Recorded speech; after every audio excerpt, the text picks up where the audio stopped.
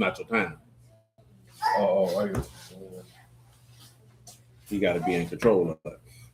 All right, y'all. We give praise, esteem, and honor to Abba and Shamaim in the name of Yahushua HaMashiach. We pick this up in John chapter 5, verse 39. Search the scriptures, for in them you think you have eternal life, and they are they which testify of me. And you will not come to me that you might have life. I receive not honor from men, but I know you, that you have not the love of Elohim in you. Shalom, Sister Kelly. I come in my Abba's name, and you receive me not. And if another shall come in his own name, him you will receive. How shall you believe which receive honor one from another, and not the honor that comes from Elohim only? Do not think that I will accuse you to Abba. There's one that accused you, even Moses, in whom you trust. Had you believed Moses, you would have believed me, for he wrote of me. But if you believe not his writings, how should you believe my words? All esteem and praise to Abba and Shamaim in the name of Yahushua HaMashiach this day. Come on, Sibo. Zechariah 6:1. Or Revelation 5:1. I'm sorry. And I saw in the right hand of him that sat on the throne a book written within it on the backside, sealed with 7 seals. And I saw a strong Malachim proclaiming with a loud voice, who was worthy to open the book and to loose the seals thereof. And no man in Shamaim, nor on the earth, nor under the earth, was able to open the book, neither to look thereon. And I wept much, because no man was found worthy to open the book and to read the book, neither to look thereon. One of the elders said unto me, Weep not, the lion of the tribe of Yehuda, the root of David, have prevailed to open the book and to loose the 7 seals thereof. I beheld, and lo, in the midst of the throne and of the 4 beasts, and in the midst of the elders stood a lamb as it had been slain, having 7 horns and 7 eyes, which are the 7 ruachs of Elohim, sent forth into all the earth. And he came and took the book out of the right hand of him that sat upon the throne. When he had taken the book, the 4 beasts and 24 elders fell down before the Lamb, having every one of them harps and golden vials full of odors, which are the prayers of saints. And they sung a new song, saying, You are worthy to take the book and to open the seals thereof, for you were slain and have redeemed us to Elohim by your blood out of every kindred and tongue and people and nation, and have made us unto our Elohim kings and priests, and we shall reign on the earth. That's good. Zechariah 6:1, man.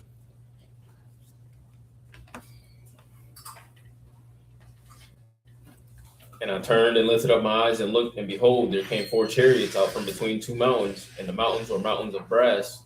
And the first chariot were red horses, and the second chariot black horses. Yeah. And the third chariot white horses, and the 4th chariot grizzled and bay horses. Yeah. Then I answered and said unto Malachim that talked with me, What are these, my Lord? Malachim answered and said unto me, These are the 4 ruachs of Shamaim, which go forth from standing before the Lord of all the earth. The black horses which are therein go forth into the north country, and the white go forth after them, and the grizzle go forth toward the south country. And the bay went forth and sought to go, that they might walk to and fro through the earth. And he said, Get you hence to walk to and fro through the earth. So they walked to and fro through the earth. Then cried he upon me, and spake unto me, saying, Behold, these that go toward the north country have quieted my ruach in the north country. And the word of Yahuwah came unto me, saying, Take of them of the captivity, even of hell. Now he said, read which horses went in the north country again, man, because he said they caused his spirit to rest. And say the black horses which are there and go forth into the north the black country, horses, and the white go forth after them, and the grizzle go forth toward the south country. So the black and the white, right? So go ahead and read. Come back to Revelation 6:2, and let's look at that white horse, and then we'll look at that black horse. We read about the red horse. And I saw and behold the white horse, and he that sat on him had a bow and a crown. So obviously, this is the Lord coming back on this white horse. And it quieted his spirit. It's caused his spirit to be comforted. You know why his spirit to be comforted? Because they kindled the anger that would burn to the lowest hell. That's what Deuteronomy say. And then, of course, what we read in Isaiah 24 last night. Go ahead. He said he went forth conquering and to conquer. And when he had opened the 2nd seal, I heard the 2nd beast say, Come and see. And there went out another horse that was red, and power was given to him that sat thereon to take peace from the earth, that they should kill one another. And it was given unto him a great sword. And when he had opened the 3rd seal, I heard the 3rd beast say. Now see, pause. Obviously, you see that 2nd seal relates to what we all know in Matthew 24. I mentioned it last night. That's how you know that wars is not the end. Just because people go on to war, that don't mean nothing. You know what I'm saying? When people think, oh, World War III, that's going to be the end of the world, that's not what the words say. That might how you perceive it. That might be, you know what I'm saying? None of that ain't got nothing to do with nothing. Go ahead. Verse 5 again. And when he opened the what? The 3rd seal, I heard the 3rd beast say, Come and see. And I beheld, and lo, a black horse. And He that sat on him had a pair of balances in his hand. A measure.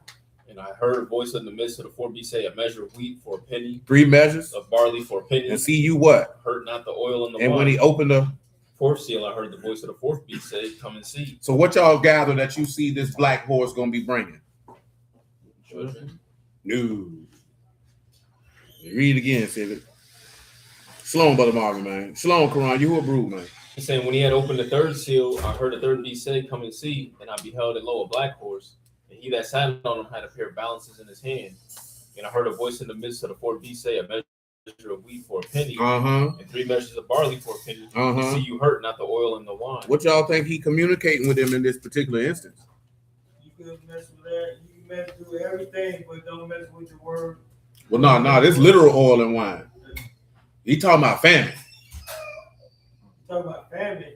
Yeah, he talking about famine. This particular black horse coming through and he bringing famine. See, read it again, Civic.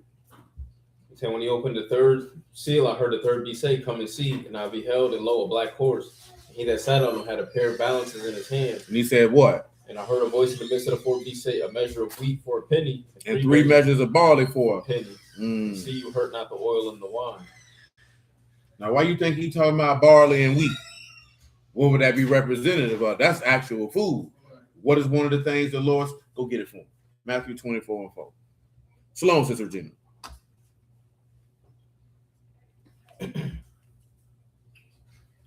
Yahweh answered and said unto them, take heed that no man deceive you, for many shall come in my name, saying, I am a Mashiach, and shall deceive many. You shall hear of wars and rumors of wars. See that you be not troubled, for all these things must come to pass, but the end is not yet. Shalom, brother. Nation shall rise against nation, and kingdom against kingdom. There shall be famines and pestilences. There's be what?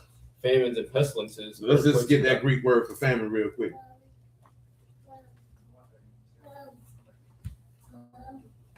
That is limos, scarcity of harvest, famine. Now let's come back and look at a measure of wheat for a penny. Let's see what a measure is.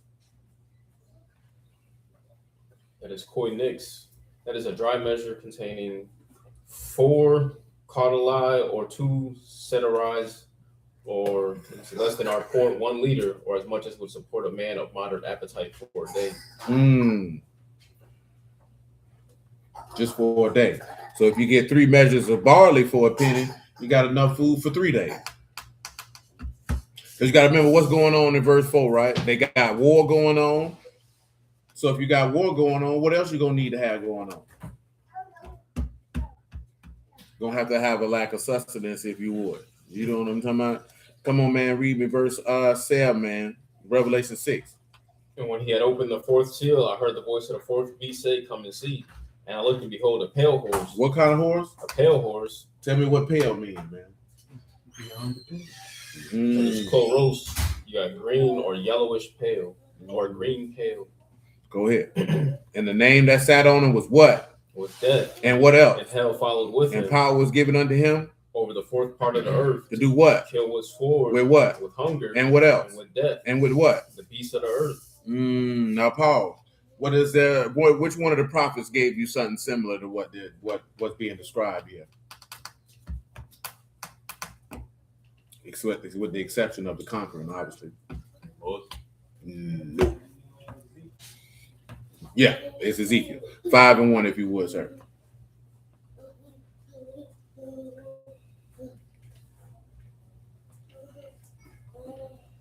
And you, son of man, take you a sharp knife. You take you a barber's razor and cause it to pass upon your head and upon your beard. Yep. Then take you balances to weigh and divide the hair. You shall burn with fire a 3rd part in the midst of the city. When the days of the siege are fulfilled, you shall take a 3rd part and smite about it with a knife. Yep. The 3rd part you shall scatter in the wind, and all draw out a sword after them. That's right. You shall also take thereof a few in number and bind them in your skirts. Then take of them again and cast them in the midst of the fire, and burn them in the fire. Burn them. For thereof shall the fire come forth into all the house of Yasharal. Go ahead. Thus saith Yahuwah Elohim. What do you say? This is Jerusalem I have set in the midst of the nations and countries that are round about her. And she have changed my judgments and the wickedness more than the nations. More than the nations. My statutes more than the countries that are round about her. For they have refused my judgments and my statutes. They have not walked in them. Therefore, thus saith Yahuwah Elohim, because you multiplied more than the nations that are round about you, and have not walked in my statutes, neither have kept my judgments, neither have done according to the judgments of the nations that are round about you. What's gonna happen? Therefore, thus saith Yahuwah Elohim, behold, I, even I, am against you, and will execute judgments in the midst of you in the sight of the nations. Go ahead. And I will do in you that which I have not done, and whereunto I will not do any more the like, because of all your abominations. Go ahead. Therefore, the fathers shall eat the sons in the midst of you. My God, The sons shall eat their fathers, and I'll execute judgment in you, and the whole remnant of you will I scatter into all the winds. Go ahead. Wherefore, as I live, saith Yahuwah Elohim, surely because you have defiled my sanctuary with all your detestable things and with all your abominations, therefore will I diminish you, neither shall my eyes spare, neither will I have any pity. No compassion. The Go ahead. third part of you shall die There with it the is. pestilence. Die with the who? With the pestilence, and with famine shall they be consumed in the midst of you. And the third part shall fall by the sword round about you, and I will scatter a third part into all the winds, and I will draw the sword after them. Thus shall my anger be accomplished, and I will cause my fury to rest upon them, and I will be comforted. And they shall know that I am Yahuwah, that I, Yahuwah, have spoken it in my zeal when I have accomplished my fury in them. Moreover, I will make That's good, right? Now let me ask you this question, right? What is pestilence? You ever seen a pestilence before? Unfortunately. Where you seen it at? Moses. Granite house. What happened? Rats, roaches, all kinds of stuff. This nigga said rats and roaches. Pestilence a plague. Give him pestilence by definition. No, that junk, it can be diseases, but it's usually stuff that can attack crops or humans, depending on what type of That pestilence. is the bird. You got pestilence or plague. You got murrain. You got cattle disease or cattle plague. Yeah, usually it's Kills everything. yeah, usually pestilence, it can attack human. Like an example of pestilence would be the bubonic plague. You know what I'm saying? Or hell, measles at one point. So that's shoot, for that matter. I'm only saying that because they say we got a measles outbreak in the city, in the state, I should say. They said 6 people got diagnosed with measles in Duval County, which in 2026, that's a lot of people.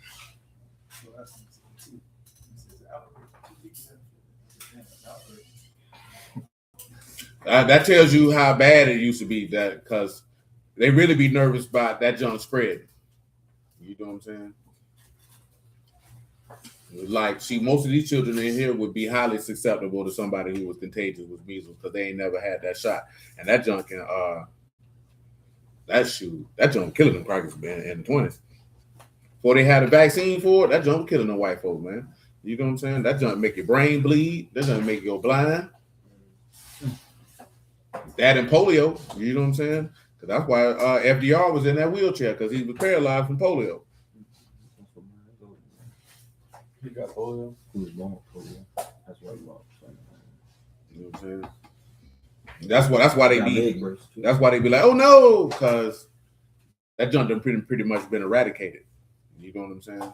So when people get it, they get nervous. Because like I said, that junk go to spread and you catch it, it's over. Just like niggas don't get chicken pox no more. And that wouldn't even kill you.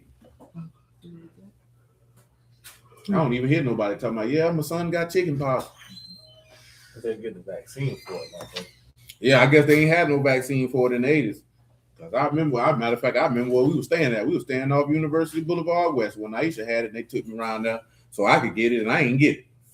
I ain't get that junk until I was 16 years old. And that junk was terrible. They say the older you get, it's worse. They say all the shit. That's all shingles is. Yeah, shingles is, yeah, once you've had chicken pox, you can get shingles when you're older. Now, see, he laughing. Nigga, obviously that means at 5 years old, my immune system was super strong because I didn't get it. I thought the opposite. I thought if you didn't have chicken pox, you could get shingles. No, if you've had chicken pox, then you're susceptible to shingles. Because, it's already in you, so it's just dormant. You know what I'm talking about? But shoot, I actually got that junk. My homeboy Bruce's little brother, Lil Ron, had it, so I figured, shoot, I ain't get it when I was young, so I ain't give a damn. Damn sure caught that junk too, boy. That junk worse when you're older because you get a fever and the cold and all that junk. You can get a whole bunch of junk with that junk. You know what I'm saying? That junk just don't be like, you got some bump and they itching. Sloan eats, man. Yeah, that junk can kill you when you're older. The bird flu, that would have been a pestilence. No. That's just I mean, technically it could be, but I don't think it killed enough people. Maybe it did. I can't remember. I ain't heard them talk about that in a I long know time. it's missing animals too. Animals, no. Yeah, now when you talking about animals, absolutely. I'm thinking about humans, so my bad. Yeah, if you talking about animals, yeah, you know what I'm saying? I was reading. They said that's how you get measles though. They said measles come from rats. I can go for that. Shoot, I ain't never had measles. Nah, I didn't know what it was. That's why I looked it up. No, not measles. You say you had it in the 4th grade? The plague, yeah, my bad. The plague. The bubonic plague come from rats. No, it did. It You know, did. that's how That's what It did. I was reading 2 different things. Yeah, it did. It did. Yeah, it did. But yeah, that's what pestilence is. Usually diseases to animals, but it could be diseases to humans. Which, of course, if you read in Deuteronomy 28, that's one of the curses that I hit you with the plague or the pest. Let's just take a look at that. Because remember what we read in Isaiah, what he told you. The curses in the earth. Why? Because they transgressed the covenant. And you done did this and you done did that. So and Isaiah 24 was more universal with everybody than just isolated to just Israel by itself.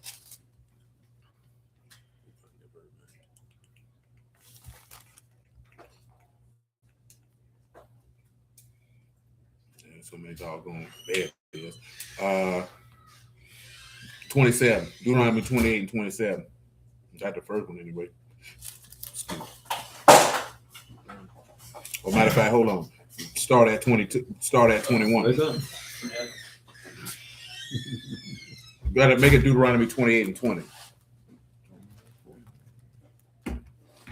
So Yahuwah shall send upon you cursing, vexation, and rebuke, and all that you set your hand unto for to do, until you be destroyed. Until you what? Perish quickly because of the wickedness of your doings, whereby you have forsaken. Yahuwah shall make the pestilence cleave unto you. Until he have what? Consume you off from off the land where you go to possess it. I think to a certain extent, we didn't talk about this in a long time. That's why I think why certain plagues and diseases to a certain extent cleave to black people that don't cleave to other people.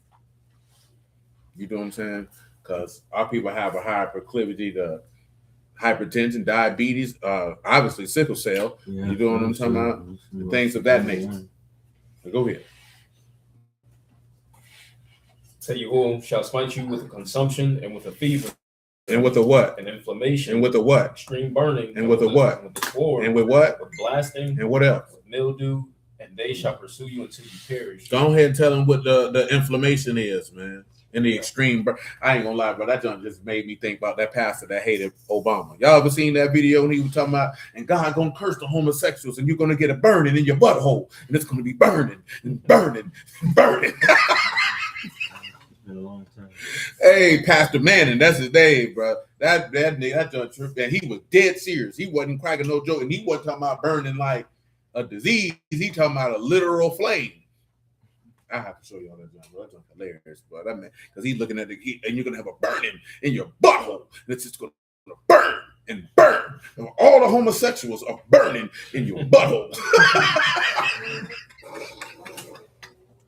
Hey, that man gave Obama hell for the whole 8 years he was in office, man. Go ahead, man. You got Dalaketh, you got inflammation, or a burning fever. What could relate to a burning fever, man? It's probably a multitude of maladies in these days and times that have a burning fever attached to it. Go ahead. So tell them what it is. You read extreme burning? Give him a blasting in the middle, dude. Burning is carpor. That's extreme heat, inflammation, violent heat, or fever. And then blasting is shitophone. That is blighted or blasted thing, blighted, blasted, or blight of crops. All your crops gonna die. Your mildew. Yaracone, that's mildew, paleness, lividness. You got rust. We just had a conversation with a dude, man. The dude, I think that was Quad put a picture of Michael Jackson. You know what I'm saying? You know, with the vitiligo. This silly nigga talking about, so Mike had leprosy, so was he cursed? But you'll be shocked at how many people don't know the difference between vitiligo and leprosy. You know what I'm saying? Big grown people with Google at your fingertips on your phone. You know what I'm saying? Do y'all know what leprosy is? That's not what it is, though. I thought like you had psoriasis all over your body. Yeah, that's a part. That's the symptoms or the effects. But I'm talking about what is it? It is a bacterial infection. You know what I'm saying? It's a bacterial infection. That's what leprosy is. It's a bacterial infection. Vitiligo is an autoimmune disease. It's a disease where your immune system attacks the melanin in your skin. You know what I'm saying? It's two totally different things. That's why they did certain things to check. But you can read in Leviticus, y'all can read that on your own time about leprosy. But leprosy is strictly bacterial. You know what I'm saying? That's why it's contagious. You know what I'm saying? Like if you round somebody with leprosy, they can give you leprosy. You know what I'm talking about? Nigga can't give you vitiligo.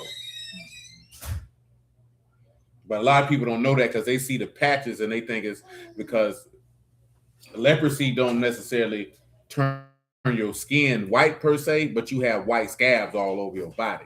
You know what I'm saying? And them scabs have pus in them. You know what I'm talking about? And that's one of the ways that you could give it to somebody else. But vitiligo, man, that junk is just snatched. Which is vitiligo is different from being an albino. You know what I'm saying? Because being an albino is just a lack of melanin, period. You know what I'm talking about? You ain't got no skin pigmentation, period. You born like that. Vitiligo can pop up later. There can be many factors with vitiligo. Then you know what I'm saying. And there's a multitude of autoimmune diseases because basically, you know, if you don't know what it is, short autoimmune disease is, your immune system attacks certain parts of your body. Look at your body as an enemy to itself. You know what I'm saying? Come on back to where we was at, Sibo. What we needed to read, man. What's the last one? Where's the other one at? I might be skipping one. Oh yeah, read me 27. You can read about that scab. You got the itch. You got, you know what I'm talking about? You wasn't in high school with crabs, was you, boy? I ain't heard nobody say they had that in a long time neither. My coach has soul playing. That's all soul playing. Come on, Deuteronomy 28 and 27. Say Yahuwah will smite you with the botch of Egypt and with the emerods and with the scab and with the itch whereof you cannot be healed. Go ahead and tell them what that botch is, man. Them emerods, that scab, and that itch. Botch is shakim, boil, inflamed spot, inflammation, or eruption. You got a man. Boy, nigga, you got herpes, nigga. I mean, that's what herpes is a, you know, an extended boil. Go ahead, man. Emerod's got two different words.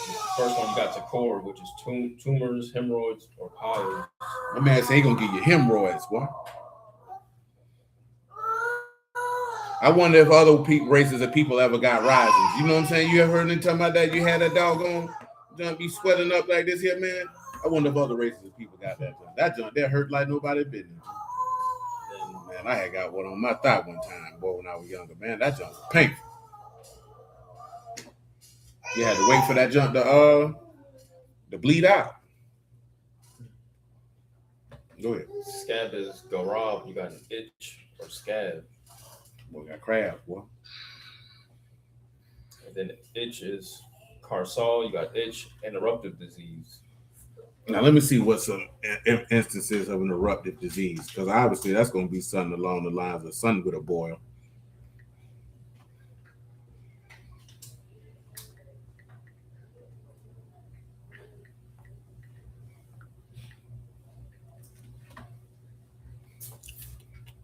All right, they said an eruptive disease is a widespread appearance of skin lesions, rashes, bumps linked to infections, metabolic issues, or immune reactions.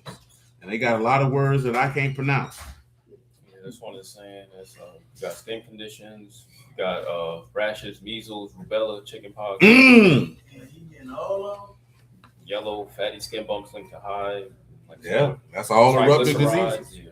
Say erosive, say pustular dermatosis, a chronic skin condition with sterile pustules and crusted erosions, often following skin damage. Generalized eruptive histotoma, a very rare non-Langerhans cell, whatever the hell that is, with brownish red papulas on the face and trunk. But notice he said measles, chicken pox, you know, basically anything that leave any type of rash, bumps on the skin. You know what I'm talking about? He said, yeah, you're going to get all of that. Because of course, probably back then they didn't have a particular name for they had a name for it. Obviously, it was all under one umbrella. You know what I'm saying? Versus, oh, you got measles, you got mumps. You know what I'm saying? What's the other one? You got mono. You had mono, boy. You know the white boys get that mono. Come on back to Revelation season. The white boys get that mono. Yeah, niggas do too. We just try to act like we don't. You know why we act like we don't? Because we don't like to go to the doctor to find out. Niggas just drop dead. And you would be like, oh man, he left too soon. No, he left right on time. You know what I'm saying? That nigga ate poorly. That nigga was evil as hell. He ain't work out. He ain't do nothing. You know what I'm talking about? That nigga's supposed to die. Go ahead, man.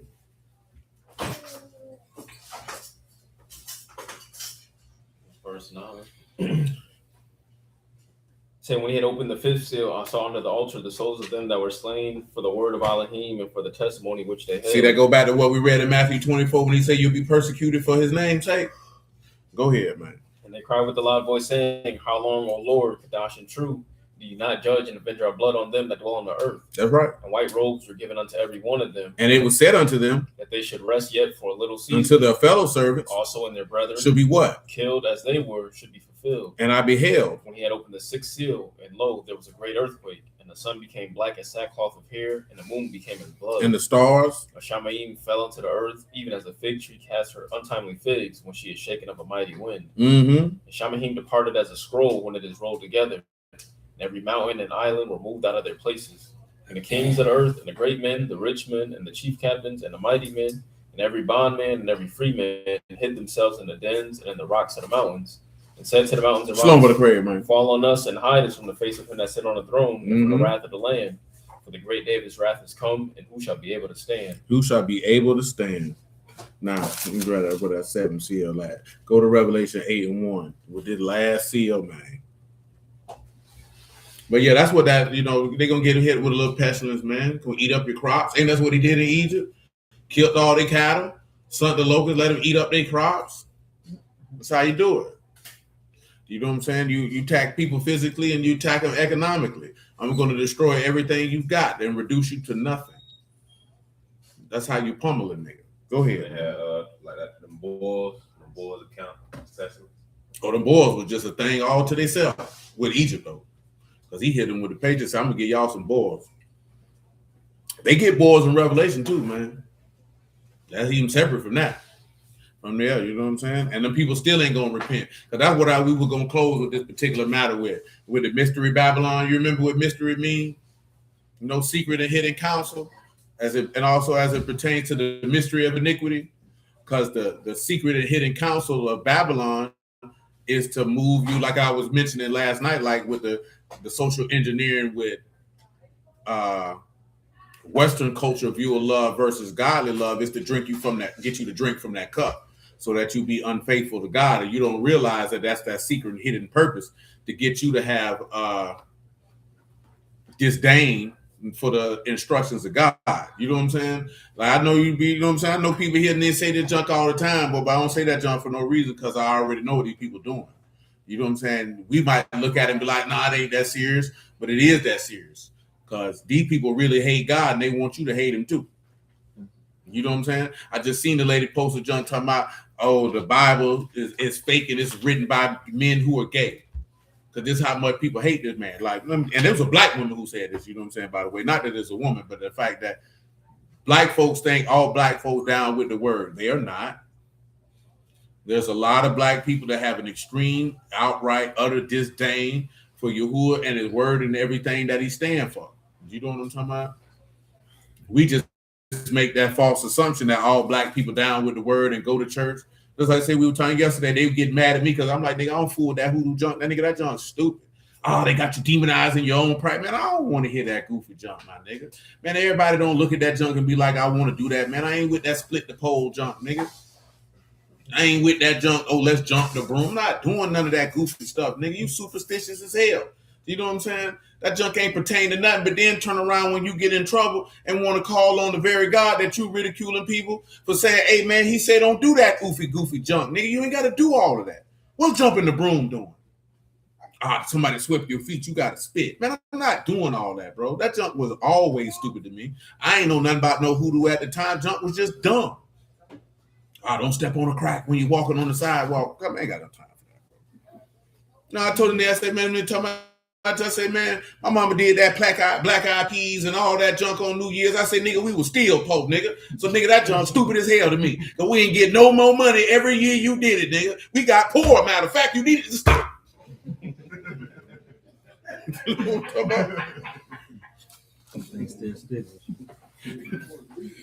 what I'm saying? It was a myth. Mm-hmm. And I know it's probably other doggone stuff going on to that. And for me, I'm like, man, the problem with a lot of black folks is you get mad when niggas don't want to participate in stuff you feel like we should embrace, and you want to say we don't want to embrace it because the white man said it was a devil. I ain't never heard a white man talk about none of this stuff before. Never in all my days. Never heard it one time. Not ever. I ain't saying it don't happen. See, we was having this conversation because it was some old coward behind Cracker. You know what I'm talking about? Made a video watching some clips of black churches saying 90 to 95% of black churches are heretical. And the only way that they can get salvation is they need to get under the teachings of a white church and learn the gospel. Man, I find that Cracker, kick him in his chin and then spit in his face. I'm talking about you doggone proud, arrogant. I'm talking about two-faced bastard. Your mama was a waste of a vagina and your daddy wasted his semen making your maggot behind. For you to even open your mouth and say some junk like that. You know what I'm talking about? Like, straight. Let me tell y'all something, man. And this something y'all might not know because y'all don't really might not pay attention to these type of things. But I'm gonna tell you something. In white evangelical spaces in the United States of America, they are some of the more arrogant, proud, disrespectful bastards that you'll ever want to meet. And they feel like can't nobody get to know God unless you get it through them. You know what I'm talking about? Straight up and down. And so I'm gonna tell you straight up, man. If you don't believe in the Trinity, you wicked as hell. This man could be a whole homosexual. But because he believe in the Trinity, he feel like he got it. This nigga's a punk. This nigga literally got teeth marks in his pillowcase.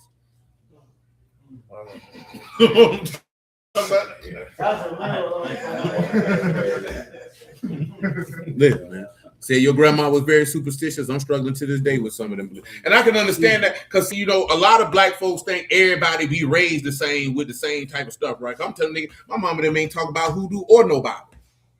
So how you like them apples, nigga? You know what I'm talking about? My mama them ain't never coming there. The only thing that she ever did was that black eyed peas and whatever the junk go along with it. They cook on New Year's, nigga. I'm like, man, I ain't on that. I ain't never been on that. Man, the first couple times, nigga, like, yeah, man, you split the pole. You got to walk back around. Now, I don't walk too far now. I guess, hey, nigga.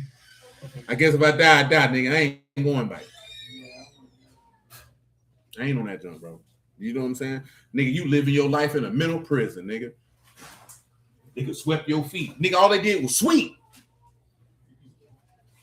Like them niggas used to say, man, you gotta sweep up the hair. Man, I ain't worried about a nigga getting my hair and doing the goddamn thing. Nigga go to talk about, can't let nobody make your spaghetti. See, I ain't worried about you put, because them niggas say women, you know, wicked women put period blood in stew. You know about that song?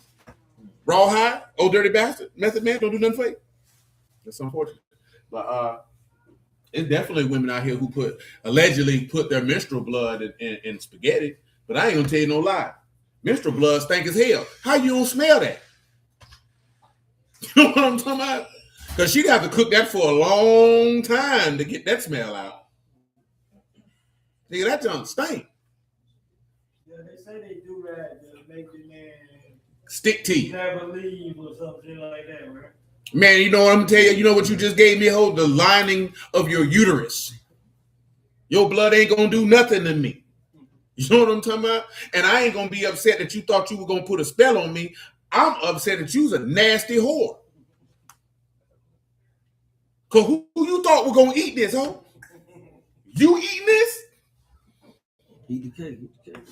She goes feed, get it that whole. Man, I just seen a video of a lady say any man be with her, she demand he gotta have sex with her when she on her cycle. I say, you nasty hoe. It's some nasty people in this earth, man. You know what I'm saying? There's some nasty people in this earth. You know what I'm saying? But I don't know all the superstitions, man. Y'all know some superstitions? Because I don't know nothing. Let me look. I don't know all that.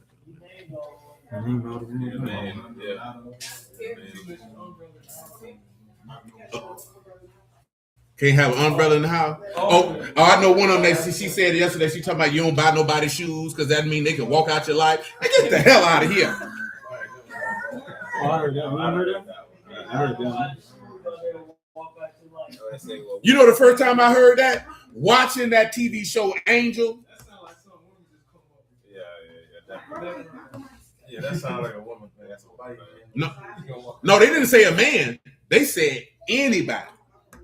They said don't buy nobody no shoes. I done bought a lot of shoes. Yeah, don't like me. Yeah, walk out your life. Yeah, the man in this sketch. Yeah, they say it's a religion practiced in parts of the Caribbean and the southern U.S. characterized by sorcery and spirit possessions. Now, hoodoo versus voodoo. Hoodoo is African American folk magic, focused on practical results using herbs and roots and natural elements, while voodoo is a structured religion with West African roots, worshiping spirits and incorporating Catholicism, featuring pre-ceremonies and theological framework. The key difference is that hoodoo is primarily a magical practice for personal power, whereas voodoo is an organized religion centered on spirit worship. You know what's funny? Y'all talking about hoodoo, stupid, but y'all go drink the blood of a man and eat his flesh, nigga. That's unleavened bread and wine, nigga. The hell out of here. But they on that though. For real. See, they take the ritual. Nah, that's what they do. Yeah, nigga hit you with that for real. See, what you say, Bear, sound like niggas don't want no structure. They don't. Now, Bear, you heard me yesterday told them that hoodoo junk was African, and that's what it say right here. Many hoodoo traditions draw their beliefs from the Bakongo people of Central Africa. You know what I'm saying? I already know nigga ain't the man, nigga, you ain't come up with that junk.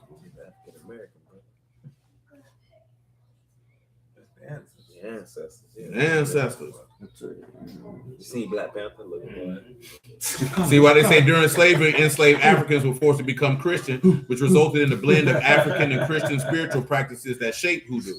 As a result, hoodoo was and continues to be practiced in some black churches in the U.S. The Gullah Geechee Cultural Heritage Corridor area, praise houses, or places where African Americans gather to have church and perform healing rituals in the ring shop. Yeah, because that's what they were talking about, is that the prayer circle is hoodoo. You know what I'm talking about? Which I can't argue with that, because scripturally, contextually, you don't see them doing no prayer circle. The people just bow down and pray right then and there on the spot. They ain't necessarily standing no circle and hold hands. You know what I'm saying? Yeah, that's comes from somewhere else. You say your grandma had us doing them all. And you know what I'm saying? And I don't not, but they got mad with me. Barry was in there, you know, they got mad at me. I'm like, that junk stupid to me, bro. That junk been stupid to me, man. Before I knew anything about some Bible, that junk was stupid to me. I'm not doing all that. Man. You know what I'm saying? But now, consequently, I'm not going to ridicule people who do it. Be like, look at this wicked nigga. Yeah, I ain't got time for that. I don't care enough. Okay, nigga, you want to spit on a broom? Spit on it then. I ain't worried about no woman scooping my hair. She gonna put roots on you. Well, shoot, put 5 of them, ho. Make sure they sprout some trees, man. Make it a money tree. You know what I'm talking about? So I'm gonna pick some couple dollars off that. Outside of that, who cares, bro? Shalom, brother Ernest, man. They ain't on that junk, man. But that junk be, like Barry said, some people don't want no structure, and then some people don't like the fact that biblically, if you really stand for the word, you're gonna condemn things that are contrary to the word, and people don't like that. Because you feel like I should say ain't nothing wrong with what you doing. Niggas like put that judge, not you. Some more judge. Well, now some people look at it is well, at least yesterday the conversation we were having is, oh, you let these people condemn your spiritual practices. Man, no, nigga.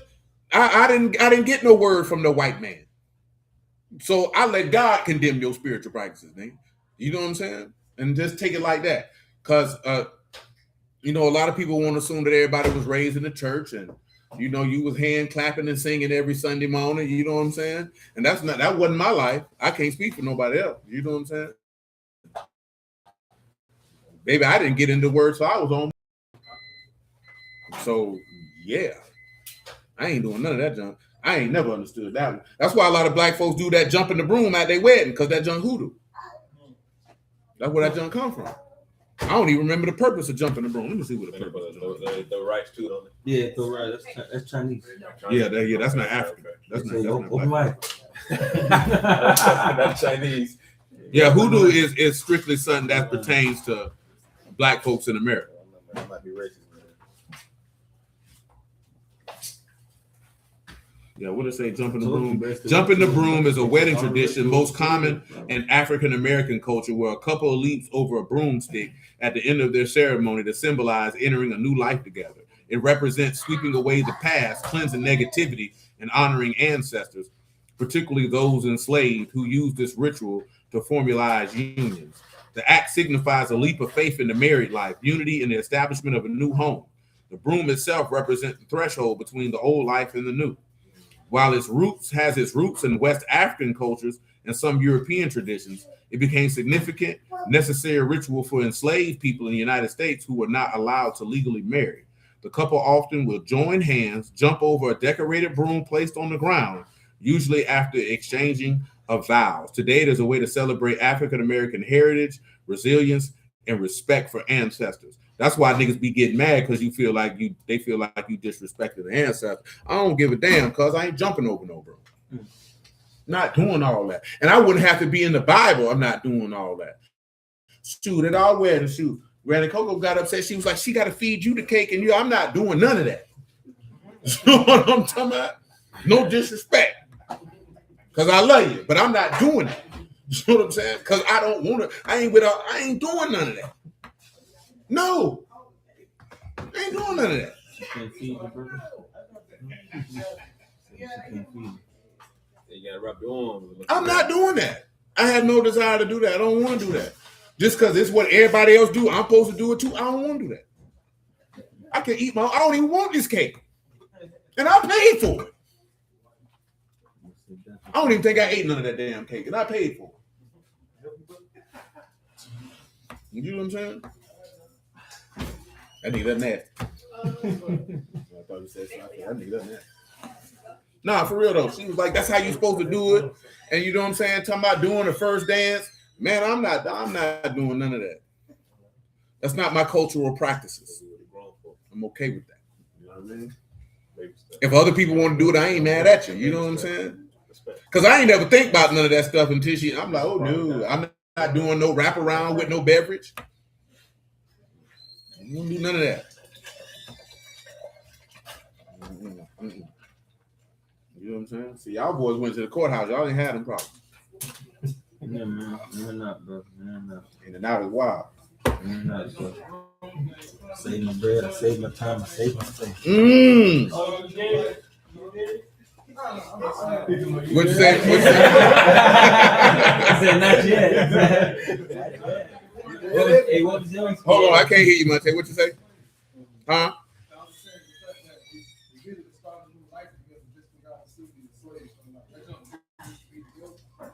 Yeah. I mean, it was just a way because they couldn't get married. Well, they had married. You jumping into a new life. A wild room. Leap of faith, bro. You know? That's a threshold. That's the It's old threshold. life. That's the new life. Threshold, like they say, you're supposed to carry your wife over the threshold when you enter into your house. Stuff like that. I get that. Broom. The broom represents the threshold. Oh, okay. That's the old. That's the Yeah. new. On the other Yeah, side. broom represents That's the threshold. flood. Yeah, broom represents the threshold. Yeah. Broom represents the threshold. They wanted you to jump over that fly, you know. Yeah, imagine if you ain't never lifted no weights and you got your old husky woman. You talking about carry me over the threshold? I'm gonna break my back, spinal. No, You chose a little wrong. Your life on the line. now you around here 50 Cent, your life on the line, huh? She goes, Like this is when you look at it, I can't get your beat behind her. You better walk over. You know what I'm talking about? I can carry you over this hill. But that be rituals and superstition and all that. I ain't never been a superstitious nigga, man.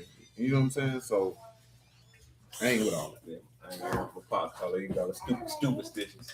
Old nigga funny. You might be like he's stupid and stitches. He just said he's stupid. Man. That's what I'm saying. You know what I'm saying?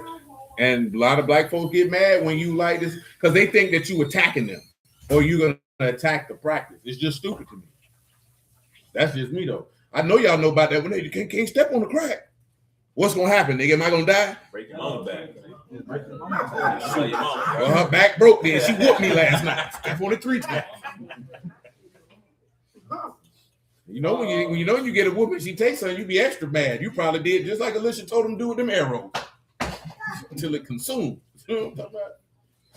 What if you really stepped on it and she broke it? You could just hear, "Oh, my back." That would be wild. Ain't nobody mama in the history of mama's back ever been broken. Maybe been broken, but not like that. You know what I'm talking about? So there was a lady, one of the dudes who felt disrespected when her husband smashed cake in her face, and she divorced him over that because, dang. Cake smashing? Dang, niggas smashed cake in their wife's face? I ain't never know people did that. Well, you smashed cake in my face, go on here to square up, baby. Go on here to square up. I don't play them type of game. That's disrespectful. Straight up. You know what I'm saying? What if I rented this hoe? Nah, that's more money. Go ahead and square up. And I'm gonna just take that as disrespect. You don't smash it. I ain't gonna divorce you, but you gotta run me that fade though. But we're gonna have a food fight in here with either one. Make it light on yourself. Shoot, this is my money. Shoot, it don't make no difference. Come on then. Don't play with me like that. I can understand why she'd be upset about that. She probably like this here. Especially a woman on her wedding day, she feel like the whole world is centered around her on that day. And you know, she can't even take no pictures. I spent $400, $500 on makeup. You know, messed up her weave, edges gone, everything wrong. She know what type of man First time. You say, Barry, you say, I seen one superstar, my cousin washed his clothes on New Year's Day, work clothes, and he got killed on the damn. He said his cousin superstitious washed his clothes on New Year's and died in the same outfit 19 days later. That's how a lot of niggas be when they get out of jail. Oh, I'm burning these clothes. Nigga, you finna go back out there and do the same thing. You should have kept them clothes. Them clothes ain't why you went to jail, nigga. That's what nigga talking about, you superstitious. The nigga say, bro, what you gonna do with that jersey? You gonna burn it? You went to jail? Hell no, nigga. I paid $250 for this hoe.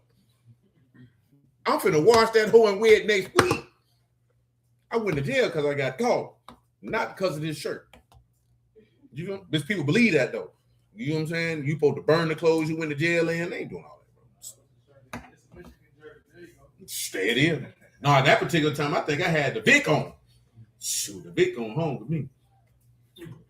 I'm coming home. So you go on the road, they take your clothes. But no. When you go on the road, your people got to come to the county and get your stuff. That's what I thought. You know what I'm saying? And if they don't get it, them crack gonna get away. You know what I'm saying? Yeah, they got to come down there and get your stuff. money. Everything you got in your property, they got to come to the Duval County Jail and pick that up. Oh, no. They don't send nothing to the prison. That's only in TV. Yeah, that's only on TV. I don't know what they do in other states, but yeah, your people got to come pick that up. Because they're not going to let you, here, at least in this state, they're not going to let you change out of county greens and put your street clothes on to go to prison. Because the prison is not finna hold and keep your property nowhere. You get what I'm saying? When you get there, you only allowed to bring what you allowed to have in that cell or in that locker. So when you got out, where you got your clothes from Smack the Center, bring them. Yeah. Now when you leave, if nobody don't send you no clothes to leave in, they gonna give you a nice little blue T-shirt, some khaki pants with elastic waist. You know what I'm talking about? And them little blue, and them blue Bruce Lee kicks. Yeah. Slide in. Man, you left 40 years ago. It was a little different. I left in 2009. That's what they were giving me. I ain't leaving that though. I mean, that's we know. I ain't leaving that. I think that's how I came in fresh. I came here fresh. I'm leaving. Look at, ain't nobody bought that outfit I left in. I paid for that. You know what I'm saying? Let that be known. My people ain't go Kato. That's when my cousin like, oh no, I ain't buying that jersey or them Jordan. I said, well, damn. I think that's how it was at our prison. They gave you t-shirts and jeans. Yeah. No, man. I left out of there with a polo shirt on and some boat shoes. New York fit. Y'all can at least give me a fit shoe. No, they ain't finna pay all that. They gonna give you, and if nobody don't come get you, They're gonna give you $100 in a bus ticket. I just seen that Tallahassee right at the Greyhound. Now, even if somebody come get you, they still gonna give you $100. Yeah, they gonna give you $100. Thanks for your time. For what? Had you a couple dollars in your pocket, man. You never send nobody off nowhere without a couple dollars in his pocket. Right back there, you're wrong. You're going on a road trip. You're gonna need a couple dollars. Especially when he presents that boy. Yeah, you need a couple dollars, man. You might want some vittles. You ain't finna get them out there. You ain't got no money. They'll give you a couple dollars, man. I don't know what else states do, but in Florida, they're gonna give you $100. And they gonna tell you as soon as you get out, you get you some food stamps. You know what I'm saying? Only. And you got and you got to report when you get out within X amount of days. Yep, it's a little spot right here over here, right on the west side. Yeah, you have to let them know you got out. Mm-hmm. If you don't, you catch another case. Let the world know you free. There you do. Or you got to go to the county, but you got to when you get out, you got to go. Hey, I'm out. I'm out. I took for the girlfriend. Check in, nigga. Basically. Mm-hmm. Come on, man. Effectively, yeah. Revelation 8:1, man. This 7th seal. Listen to it. When he had opened the 7th seal, there was silence in Shamim about the space of half an hour. What happened? And I saw the 7 Malachim, which stood before Elohim, and to them were given 7 trumpets. Now, notice when that 7th seal hit, that's when them trumpets come. And that's when you start motoring towards the end. You know what I'm saying? You get them 6 seals and everything that's pertained to that. That 7th seal get open, trumpets start blowing. You know what I'm saying? And this is when you mark the process of winding it down. You say, do they mandatory tail in Florida? What you mean? Because I don't think so. Outside of that, I don't think so. Not that I can recall. Continue, sir. Then another Malachim came and stood at the altar, having a golden censer, and there was given unto him much incense that he should offer with the prayers of all saints upon a golden altar which is before the throne. And the smoke of the incense which came with the prayers of the saints ascended up before Elohim. That's good. I think we already talked about these 7 trumpets already. Let's come back to Deuteronomy 7. Oh, man. Oh, we don't have parole at all. Brother Ernest. State of Florida don't have parole at all. No, they ain't had parole here since 1995. Yeah, you got to do 85% of that time. There ain't no parole. When they started that, I remember my uncle did 20, 30 something in there. They came out on parole. October 1st, 1995. Oh yeah, that's right. Yeah. If you got your time before October 1st, 95, you can still get parole. But anybody after that, no. All the time. Yeah, that came from y'all too young to know it. Shoot, some of y'all might not even been born. You know what I'm saying? And I told that before. That's when they used to rob tourists at the rest stops. The boys, especially the boys down south in Miami, man, they catch them tourists at their rest stop slipping. They were jacking them. A couple of them got killed. You know what I'm saying? And then back then, dudes would get life sentences and be home in 3. You know what I'm saying? So they got rid of all that. They got rid of all that. Because the amount of game time they were giving people, you would have a whole bunch of it on paper outside, but you coming home though. So you catch 25 home in 2. Yeah, I was that era years a day. Yeah, they just coming home. Coming home. So they got rid of that. And to where you basically do Fed like you do time in the Fed. Come on, Sibo. Revelation 17. Yeah, Brother Ernest, we do 85% of your time here, man. So a life sentence in the state of Florida means exactly that. Life. You ain't never getting out. Ain't no going to no parole board. Like people here like, oh, he just got to do 25 years. Not here. Not here. That junk gonna say 9999999. You know what I'm saying? You catch 10 years here, Brother Ernest, you got to do 8.5 minimum before you can get out. I think Dwayne might have got up. That boy outside. Oh, he outside? Oh, I don't know what he hollering for. Go ahead. And there came one of the 7 Malachims, which had the 7 vials, and talked to me, saying unto me, Come here, I will show unto you the judgment of the great whore that sat upon many waters. with whom the kings of the earth had committed fornication, and the inhabitants of the earth had been made drunk with the wine of her fornication. Who carried me away in the ruach into the wilderness, and I saw a woman sit upon a scarlet-colored beast, Yeah. full of names of blasphemy, having 7 heads and 10 horns. Yeah. The woman was arrayed in purple and scarlet color, and decked with gold and precious stones and pearls, Yeah. having a golden cup in her hand full of abominations and filthiness of her fornication. Yeah. And upon her forehead was a name written, What that name is? Mystery Babylon the Great, the mother of harlots and abominations of the earth. Pause. 2 Thessalonians 2 and 3. Now this one here, I'm going to ask for y'all engagement because we talking about the mystery of iniquity and the mystery Babylon. Go ahead. Let no man deceive you by any means, for that day shall not come except there come a falling away first, and that man of sin be revealed, the son of perdition, who oppose and exalt himself above all that is called Elohim, or that is worshipped, so that he is Elohim, sit in the temple of Elohim, showing himself that he is Elohim. Remember you not that when I was yet with you, I told you these things, and know you not, and now you know what will hold that he might be revealed in his time. For the mystery of iniquity do already work. The mystery of iniquity do already what? Work. Only he who now will let be taken out of the way. Now, given the definition of iniquity, we know secret is hidden purpose or counsel. Now, you know, Babylon is the capital city of the land of Chaldea, the land of Shinar. You know, Babylon represents tyranny to a certain extent. Y'all remember what Babylon means? Confusion. Because it take it back to what happened in with the tower. Genesis 10. The confusion of the languages. You know what I'm saying? So you talking about the hidden purpose of confusion, along with the hidden purpose of iniquity, which is definition. That is anomia, that is the condition of without law, because of ignorance of it, or because of violating it, or contempt and violation of law, iniquity, wickedness. So we're talking about a contempt or a hatred to violate it. So now we want to deal with this here, right? This is the question that we'll pose. How does Babylon go about having their hidden counsel of confusion?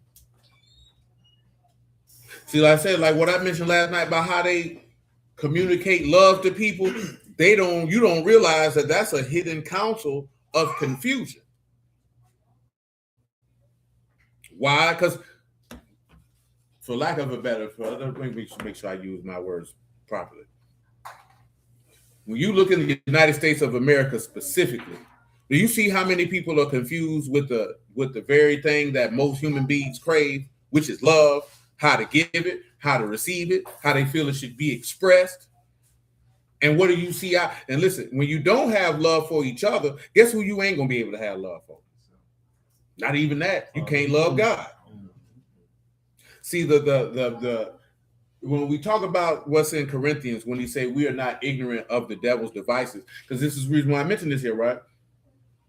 Because in that Corinthians, when he said we're not ignorant of Satan's devices, do you remember the key component, what he was discussing? Forgiveness. And what is one of the key components of Yahuwah's spirit? Forgiveness. So when you eliminate that, and what did the Lord say about forgiveness?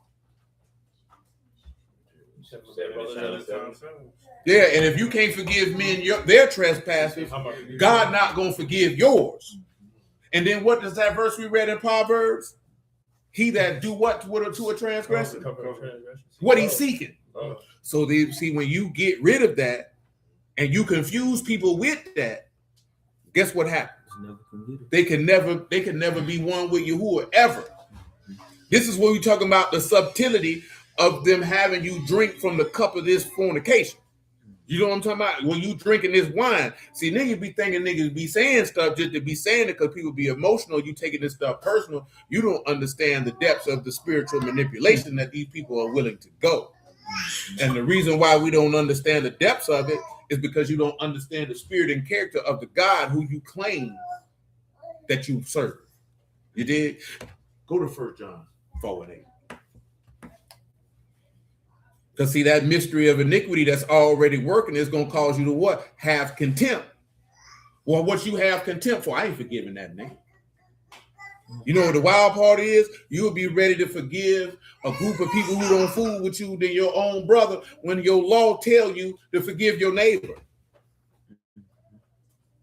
Because he said, you've heard the commandment from the beginning that you should love one another. That's what it said. Go ahead. So he that love not, know not Elohim. For Elohim is love. Back it up then, the folk end.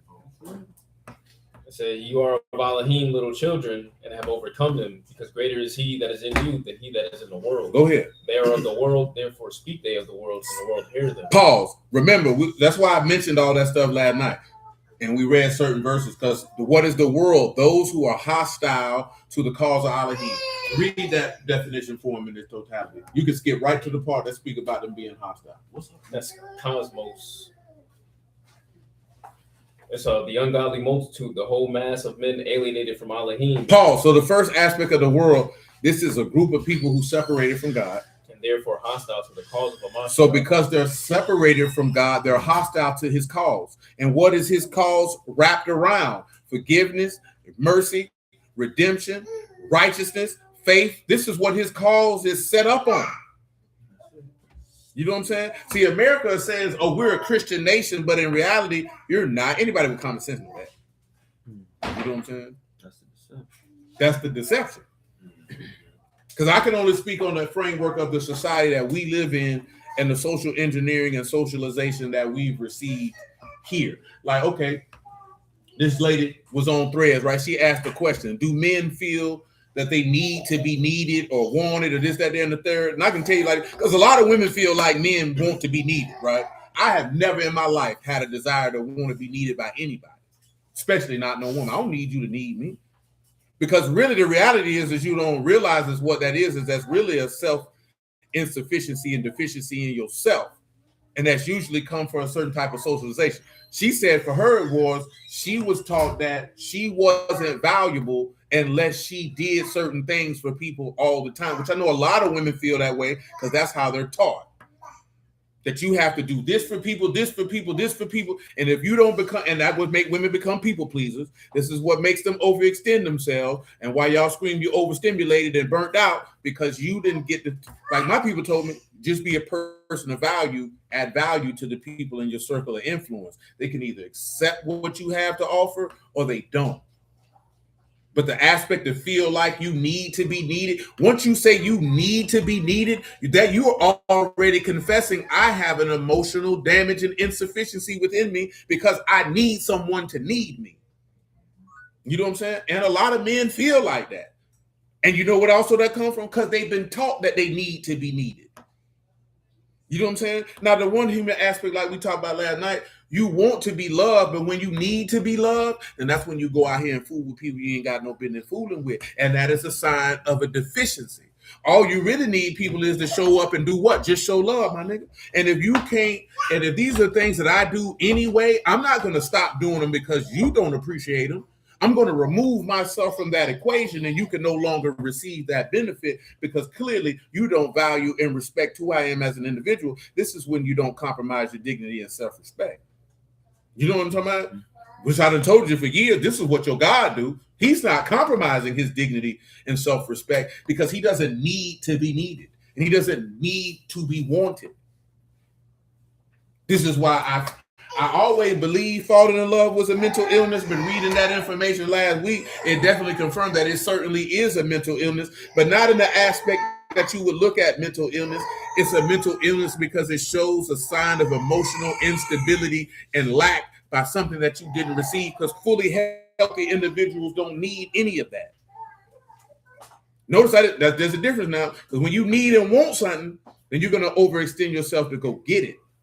Doesn't mean that you don't want somebody to love you, but you're not going to go out here and do X, Y, Z to get them to do it.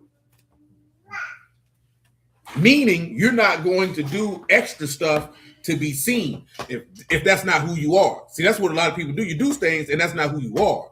And then you will start resenting this other person because you have to live your life being performative, doing things that you're not really are to get an emotional void that this person can't feel for you. That's not their job. That's not their job. Do you know why? Because they never created that void in the first place. That's why you have people be going through it and be hating each other when they separate because people be having all these voids and things of this nature and you looking for this person to be the one to feel that. And then when they can't do it, you resent them. You know what I'm talking about? You got malice towards them. Because you know why? Because a lot of niggas want to put their cape on, man. You want to save a hoe. You want to put your doggone Star Trek button on. Now you Captain Kirk. You know what I'm saying? You can't do all that, man. You know what I'm saying? But I told her the reason why I never had the need to be needed is because I knew who I was at an early age. When you know who you are and you secure and fundamentally who you are, you don't go out in the world doing that. That usually happens when you don't know who you are. Which obviously when you're young, it's not very often that you're going to be 16, 17, 18 years old and, you know what I'm saying, be firm in who you are as an individual. You know what I'm saying? I was abnormal. I wouldn't say abnormal, not like above, you know what I'm saying, or an elite. My people just taught us different. You know what I'm saying? So it caused to have a different perspective. And I say I really genuinely believe it's because they didn't teach us that love was emotional. You know what I'm saying? So not being taught that love was emotional, and then them not feeding into certain things where you come up like, okay, I know I'm this. I stand for this. I'm not with this. I'm willing to do this. You know what I'm saying? Matter of fact, somebody I grew up with said that to me a few months back. She was like, I always appreciated the fact you knew where to set your love at. Because I would know, like, nope, I ain't fooling with these niggas. You know what I'm talking about?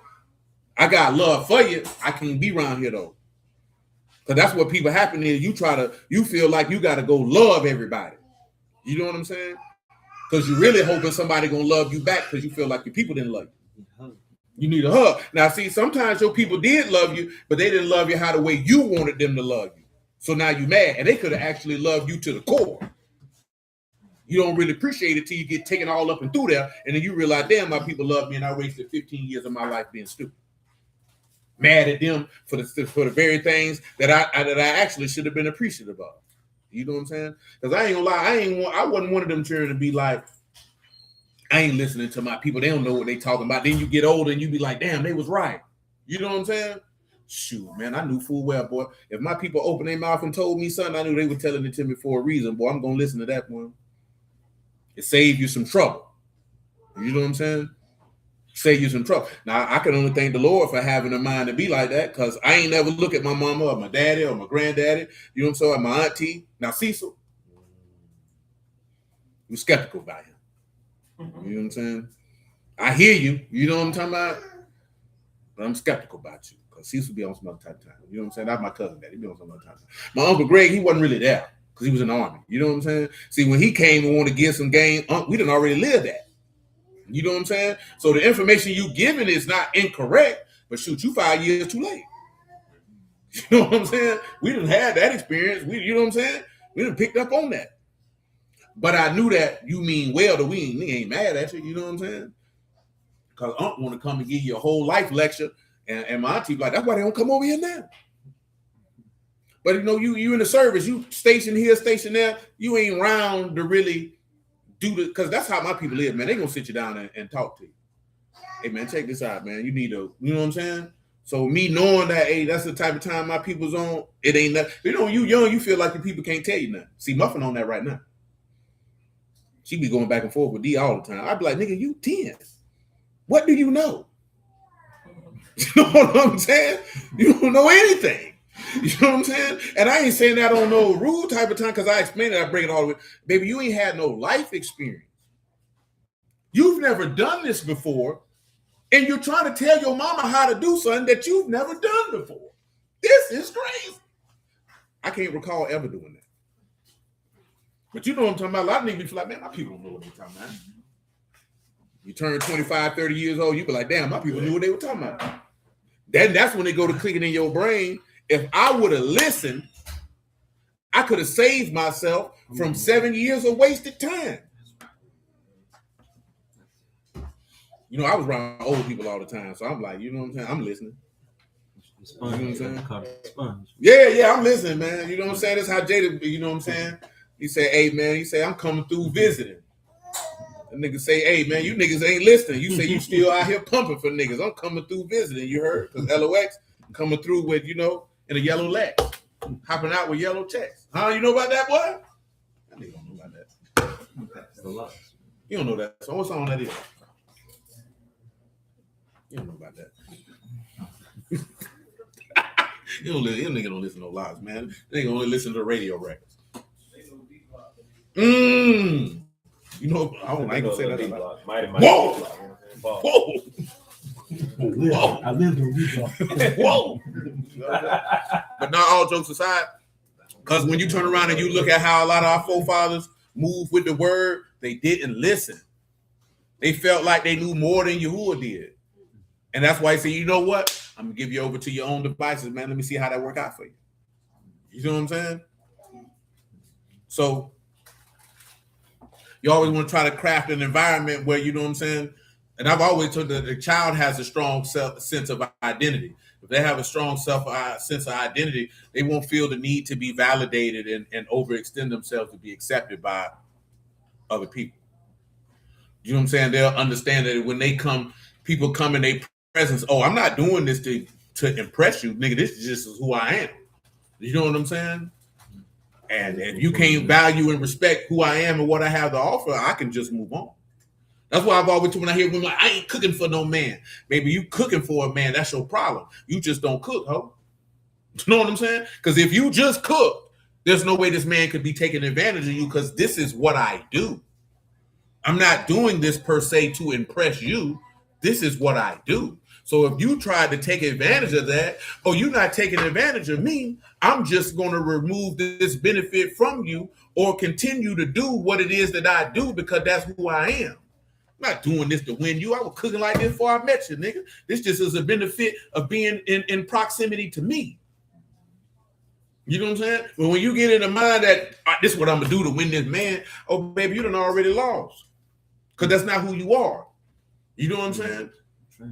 Yeah, man. You know what I'm saying? It's the same token like, cool. Okay, you get into it. You fool with a woman. Baby, I'm not taking you to this steakhouse or to this spot or over here to impress you. Baby, I come on here on a random Wednesday, ho. This is what I do. I just happen to enjoy your company and would like for you to join me on this endeavor. But if you don't know how to conduct yourself or you entitled or you begging, you'll never come back around here again. Because guess where I'm going to be at next week? In this same seat. Doing the same thing. Because this is what I do. I don't do this to impress you.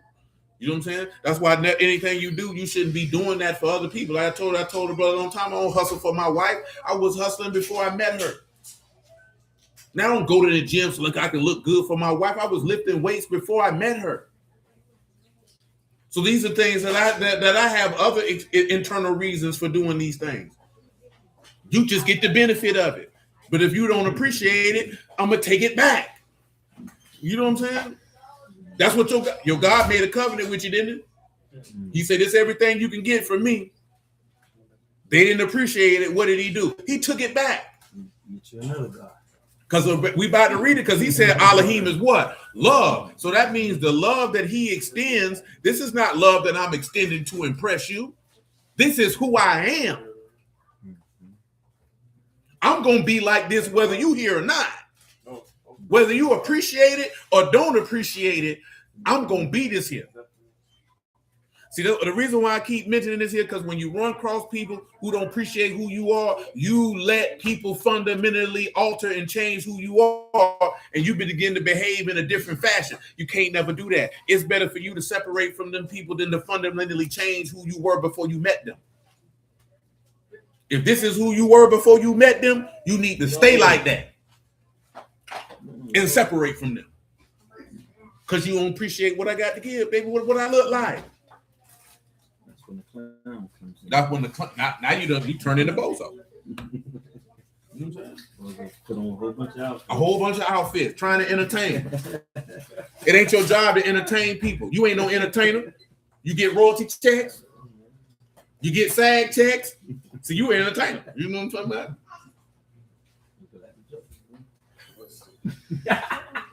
You know what I'm saying? Yeah. You know. Don't have Elohim. You know, take and do with that what you will. First John 4:4. You are of Elohim, little children, and have overcome them, because greater is he that is in you than he that is in the world. They are of the world, therefore speak they of the world, and the world hear them. That's right. We are of Elohim. He that know Elohim hear us. That's right. He that is not of Elohim hear not us. Remember what the Lord said in John 8. He that's of Elohim hears Elohim's words. You hear them not because you're not of Elohim. Hereby know we the rock of truth and the rock of error. Go ahead. Beloved, let us love one another. Let us what? Love one another. Why? For love is of Elohim. Love is a who? Of Elohim. Why? And everyone that loves is born of Elohim. Know Elohim. If you ain't got no love in you, guess what that means? You don't know God. That means you ain't never experienced God and you ain't been born of God. And what is love? What we can read in Exodus 34. And just on general principles, you know what it is. Exodus 34 and 6.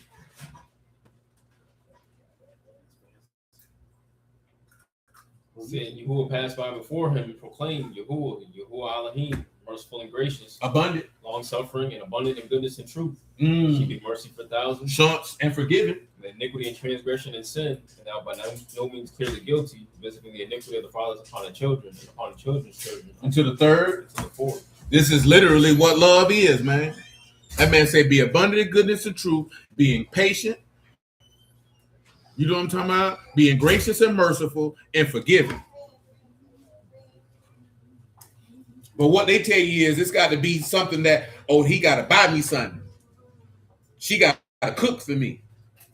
Look at, man, a woman could cook for you and hate your guts. Nigga, if she feeding you trans fat and doggone this, that, then the third, nigga, you going to have a heart attack by the time you turn 42. Man, that woman don't love you, boy. You know what I'm saying? I told you that a long time ago, man. You want to know how a woman feel about you? Man, look at the type of food she prepared for you. The type of food she prepared for you going to tell you everything you need to know about how she feel about you. Because the woman who's in charge of your meals is in charge of your health, my nigga. But niggas don't even consider that because you don't give a damn about your own health. So shoot, she don't care about yours. You don't care about your own health, boy. And you know why I really learned that? I told you this every time. Boy, when my granddaddy died, boy, March 1st, 1991, man, I can't remember when we went to Arkansas for a funeral, but I'll never forget this long as I live, boy. We was in that kitchen and that woman had all that fried chicken and whatnot in there, boy. And y'all is my witness for whom I stand. I heard my auntie Tony say, I see why Richard died. Look at this food in here. He would fry everything. I just seen a reel today. Lady in there with her son and his wife. She talking about, I can't fry no chicken with this. He had about a little bit of oil. He said, man, we don't do no fried food in this house. So you can air fry it. You got a grill outside. We don't do that. She was like, what the F I'm gonna do with this? And nigga pulled out some oat flour. She said, I can't gluten free. What is this? I can't do nothing with this. You hear the little girl say, you're not supposed to be cussing in this house. Ain't no cussing in this house. They found her some gold medal flour. She like, it's on now. She cause her son said we trying to get ahead of the gout. She was like, man, I don't want to hear none of that. Like, nigga, you talking about you got gout and you want to eat this anyway? That's the type of woman know you just came home from having bypass surgery and still give you everything you ain't supposed to have. You know what I'm talking about? And you gonna eat it. Talking about she love me. Man, that woman hates your guts, boy. He wrong with you. So they say if you aren't buying gifts, then you're not showing how you love others, you know? And that's how, and you know why they tell you that? Because that's what this world tell you to do. Because you know why? Because I need you at the stove. I need you to consume. I need you to consume. You got all these women. See, some women look at it's not about the gifts. Yeah, it is, ho. Because if it was about just Valentine's Day period and somebody acknowledging you, they wouldn't have to take you nowhere and they wouldn't have to buy you nothing. Because if you think love is ensnared and where somebody take you and what they purchase you, then I can tell you for certainly that no one has ever loved you in your entire life.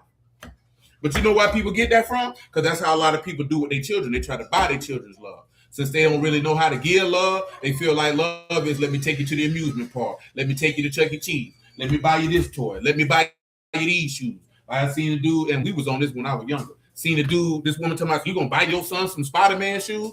He was like, man, my baby don't care about no damn Jordans. But you got a lot of people, you know what I'm saying? And a lot of men adopt this mentality because they get it from women that think you buying these labels, you care about that. I can tell you right now, boy, Jamal don't care nothing about none of that because he don't even know what it is to care. Because they just shoes to him. He gonna run around in them, kick them off, and you gonna be upset, man. You gotta take care of your shoes. This nigga's 3. You buy them kids them damn light up shoes, they gonna go to school with a smile from ear to ear. You put some Jordans on, he don't care nothing about that. Because the only people gonna be impressed by that is other adults. Because that's who you doing it for. Because there's very few people who hey, I wear this brand, so I'm gonna buy my children. Like, okay, I wear Wallabies, right? Obviously, I buy my son a pair just to see how he like them. They don't cost too much, but I ain't gonna be like this here. Ain't nobody gonna really be on some old. See, you gotta know. Nobody cares. He definitely don't care. He ain't had no point to care. This nigga don't even like to wear shoes. So you buy them for nothing, really. You know what I'm talking about? It's the same token. I don't even see the point of anybody that's still growing rapidly to have an extensive wardrobe. That junk don't make no sense to me. He got a closet full of clothes he may never wear because he done already grown out of them. What did we buy them for? In the event of this nigga gonna want to wear the same clothes every day anyway. But Joanne go in that room and put on the same clothes every day. As soon as they freshly washed, she throw the same thing right back on. You know what I'm saying? So you got a multitude of outfits for what? For where? That nigga don't care. You know what I'm talking about? And I can guarantee you, classmates don't care either. Because I don't recall being in elementary school paying no close attention to nothing no children wrote. I said my generation. Each children here might be different. Yeah, they kid Definitely paying attention. Elementary age, I could get middle school.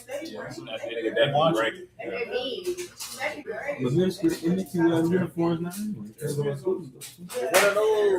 Yeah, they got to be nigga school. That's why they do uniforms, so kids ain't gotta do that. Yeah, that's terrible. That's terrible. Because I can't. It wasn't like that in the 80s, man. Niggas was chilling. Ain't nobody sitting back and look at why you got on Ewins, why you got on LA Gears. Nobody cares. But you know what that tells me? That has to be socialization that they getting from their parents. Because they don't have that on their own. Yeah, it got to be from somebody. When I be going to school, I be going to elementary school. They be on that. They watch me. That's crazy. Nigga, you 6 years old and you sneaker watching? Fake shoes, man. True, it's only when you get to high school, I would say that there's pressure on. They saying these children different, but it's a different generation, different people raising them. Oh, you know, middle school, that's when it started. At least in my time, that's when it started. In elementary school? That's crazy.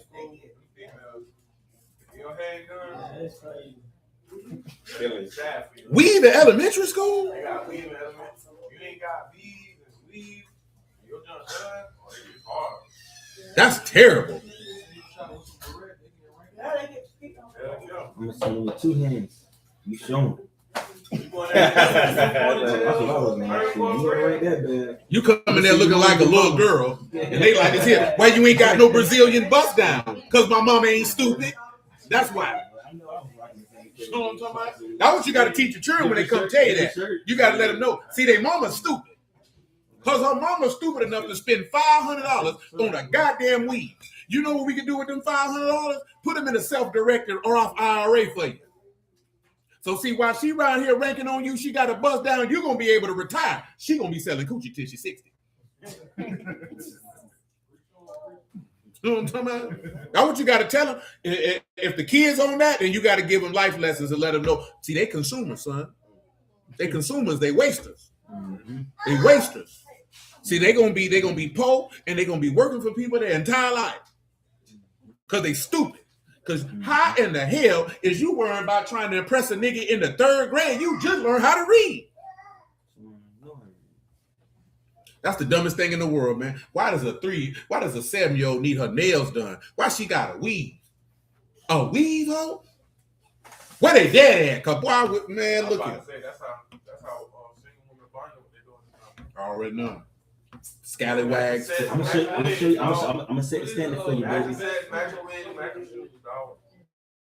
That's terrible. My sister did with her son. I know. She had him, bro. Boy, he was in the little so tight. I'm Man, like, Ron say when that baby do, man. let's bro. I'm like, man, March you take it 15th. off. That boy say March The 15th. young man, bro. On my that's on Muffin birthday.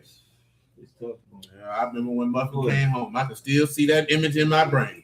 It had a little afro with a little yellow onesie on with the white foot.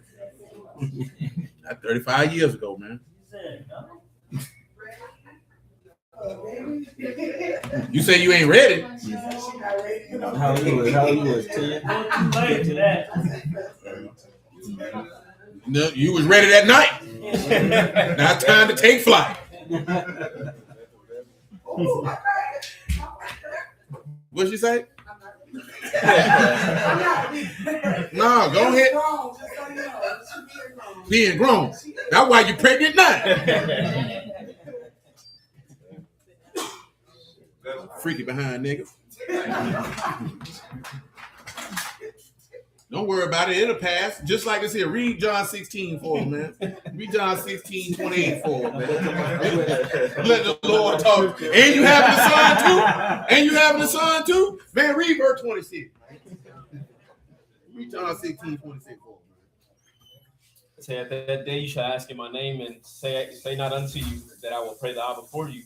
For the Abba himself loved you, because you have loved me, and I believe that I came out from Elohim. Come on. I came forth from the Abba, and am coming to the world. Again, I leave the world and go to the Abba. That's right. The disciples said unto him, Lo, now speak you plainly, and speak no proverbs. No proverbs. Now are we sure that you know all things, and need not that any man should ask you. By That's this right. we believe that you came forth from Elohim. Go ahead. Yahushua answered them, Do you not believe? Come on. Behold, the hour come, yea, is now come, that you shall be scattered, every man to his own, and shall leave me alone. And yet I am not alone, because the Abba is with you. Always with me, baby. These things I have spoken unto you, that in me you might have shalom. But in the You world, will have tribulation, but be of good cheer. I have overcome the no, back world. it up. We missed what I wanted. Get a 22.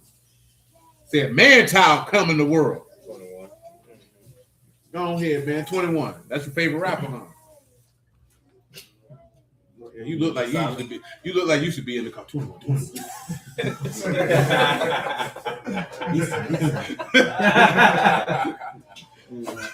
Come on with it, man. That's why I model that. A woman, when she is in travail, has sorrow, because her hour is come. But as soon as she is delivered of the child, she remember no more. You don't remember the pain. For joy that a man is born into the world. See, all them gonna say they remember the pain. You don't be remembering that junk. You don't remember that junk when it's time to deliver the next one. Huh?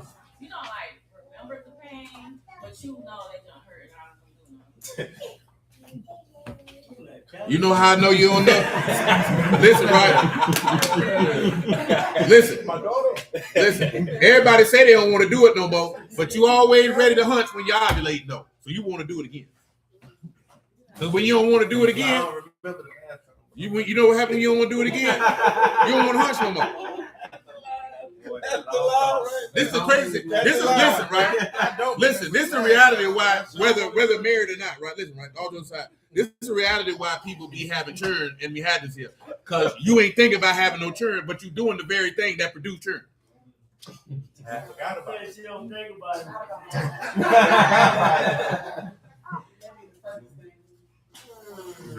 it. Till you like this here. A period lady.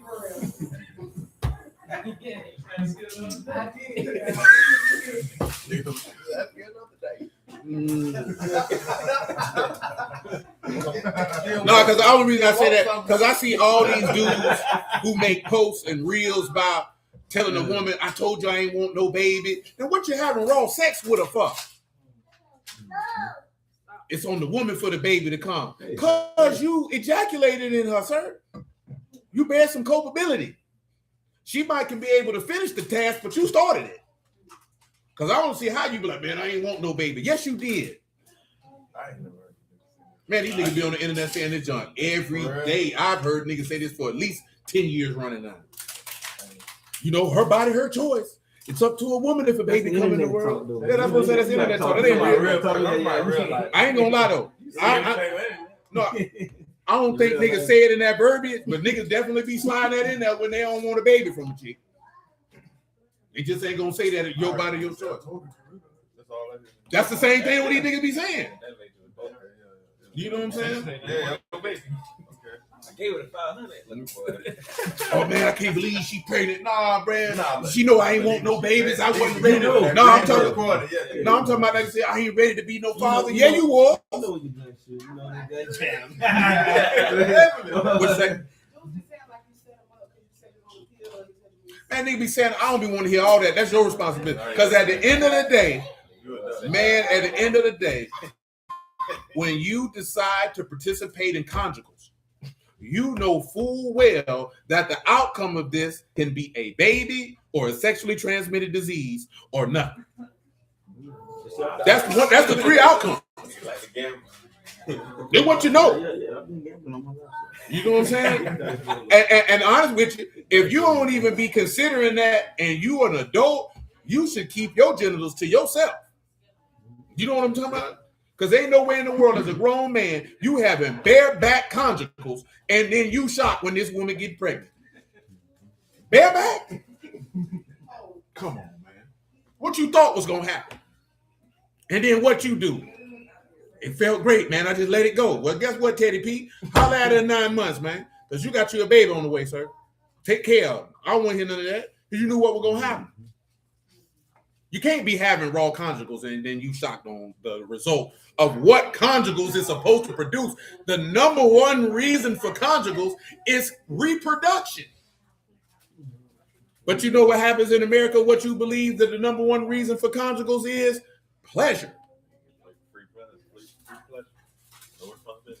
I'm not saying that conjugals is not about pleasure, but the number one purpose for conjugals is reproduction. It's the number one reason for it. Look here, without conjugals, everybody died. Names just stop. That's the number one reason for it, reproduction. You know what I'm talking about? They say we below the birth rate. I know we is. Because you know why? Because a lot of people ain't having conjugals no more. They have a conjugal with plastic. Yeah, you got plastic conjugals. That's all. Shoot, They man. got a rose out, not out the garden, bro. That's what I'm saying. They got The a rose, not out the garden. See, that's why I know that's why. But see, listen. This is another part of the social engineering because they came up with birth control, they came up with prophylactics, so you could be irresponsible and participating in conjugals. You know what I'm talking about? So that you could disregard the fact that that's the purpose of conjugals is reproduction, and now you believe that it's for pleasure. So then, when the actual reason for conjugals actually happens, now you mad because your body works, nigga. It's called free love. Mm-hmm. Freely go take care of this baby.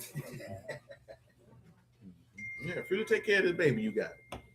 Come on, Silo. Back to 1 John 4. Free love, free of responsibility. 4 and 6. I'm telling you, man, that mystery Babylon, that junk run deep, man. You know what I'm talking about? These people play a hell of a game. They play a hell of a game. Because that's one of the other aspects that they tap into with that mystery that causes you to have contempt for the word, which is to have an unbridled desire. A hell of a web. Yeah, but what it is it's a mental and spiritual warfare, even emotional warfare. I've been told you it's a war. It's a war going. It's a war for souls. You know what that boy said, man? It's a war going on outside. No man is safe. And no man is safe. You walking with your head down, nigga. Scared to look. Huh? You shook. You know about that, boy? Johnny don't know nothing about that. But guess what? It's a lot of people who in this word, and you around here and you shook and you walking with your head down and Satan running to and fro, molesting you niggas. You understand me? And I ain't talking about physically molesting you, nigga. I'm talking about spiritually molesting you. This man is taking your soul away, boy. That man ain't playing no games. You around here playing like this ain't a war going on, like niggas ain't out here up and fire. You skinning and grinning. He got something for you. Gotta be on point. Come on with it, Sabo. So we are of Elohim. He that know Elohim hear us. He that is not of Elohim hear not us. That's right. Everybody know we the rock of truth and the rock of error. Come on. Beloved, let us love one another. For love is of Elohim. That's right. And everyone that love is born of Elohim and know Elohim. He that love not, know not Elohim. For Elohim is love. Elohim is love. And this was manifested the love of Elohim toward us. How? Because that Elohim sent his only begotten Son into the world that we might live through him. That's right. Herein is love, not that we loved Elohim, but that he loved us and sent his Son to be the propitiation for our sins. To be the kafar. Man, Jessica say she truly believes a single woman on birth control is because she loose with her body. You know, I'm be honest with you. I ain't gonna necessarily say she loose, but this I will say. Women like raw sex. The mass majority of women like raw sex. You know what I'm saying? They really, I think that's crazy. They really like to put it and say it be men. But that don't really be women, though. You know what I'm saying? It's really both of them. You know what I'm talking about? Because a lot of dudes is not going to use the prophylactic if the woman don't say nothing. He don't even know this woman like that. You going raw. That's why you got AIDS. That's why a lot of dudes got AIDS, man, because you don't know that woman like that. But you going bare. You just met her. You know what I'm saying? But that's not really because people be wanting to have, they ODB, man. You know that song there, don't you? Ooh, baby, I like it. Shimmy, shimmy. You don't know that one. That's for your time. Seriously, though. You know what I'm saying? And that's why a lot of them do it. He said, when you don't know y'all, you got no chance. You just stuck in the flesh. For the most part. I mean, especially because we live in a very, very carnal society. You know what I'm saying? It's really just to put you on guard, because I'm trying to tell you, that man said the weapons of our warfare are spiritual, not carnal. These people warring after your soul, man. And I'm be honest with you, they techniques ain't really that smooth. But when you unaware of them, they are very, very damaging. Very effective. When you don't know that, you're being new. Now, she may have not understood the complete ramifications, but she knew, hey, you could die. Now, whether she knew what it was to die or not, I'm not going to speculate on that. You know what I'm saying? I feel like most people do know to a certain extent. No, man. No, I'm be honest with you, man. A lot of people don't really know the depths of who he is and what he's about, and who Satan is and what he's about, and how that Satan goes about to turn the multitude against God. Because most people don't even really know what Yahushua really came to do. They just know a surface level interpretation of it. You know what I'm saying? But when you're talking about really having an understanding of the word, they really don't know. So most people don't have the spiritual ability, perception, or discernment to really pay attention to. Mystery Babylon is out here working. The mystery of iniquity is working, has been working, and is not going to stop working until the Lord comes around that corner. Because they're coming with a hidden counsel, a hidden teaching, a hidden advice and purpose to get you to have contempt for this man's word. But see, people want to make it be about having contempt for his law, statutes, and commandments, and it's really having contempt for everything he is and what he stands for. That's bigger than Sabbath and not eating pork and feast days. This is the essence of who he is, what he stands for, what he promotes. You know what I'm saying? That man don't promote sexual degeneracy of any type. And what you see these people, niggas literally was amped up about that halftime show while two niggas bumping groins. You know what I'm saying? And that's how they slide that junk in there on you. Because you focus on he's standing up for, you know what I'm saying, this, that, and the third. Whole time they sliding perversion in on you. That's how you operate. So while you think it's all about, fight for the Latinos, man, that nigga wants you to be a punk. Niggas think about sexual degeneracy in Spanish. I wouldn't doubt that, because I don't know what he's saying. And that's the other thing. I'm not finna dance, sing, or participate in nothing. And I don't know what you saying. Anytime all the girls he got. Yeah, I'm not finna repeat that, obviously. No, I said Instagram. Nigga had translated. Nah, listen, right? Because there's like three.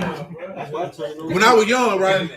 Wyclef first album, man. Matter of fact, it's the only album. He got 3 songs that he's singing in Creole. You know what I'm talking about? Yeah, first chance I got, nigga, look them lyrics up, man. What is this nigga singing? He was singing about God, really, and Haiti and oppression and things of that nature. But I need to know what you're singing about. You know what I'm saying? Because you around here singing alone, you might be, Bad Bunny. This nigga singing about taking the penis in his butt. You singing right along with it.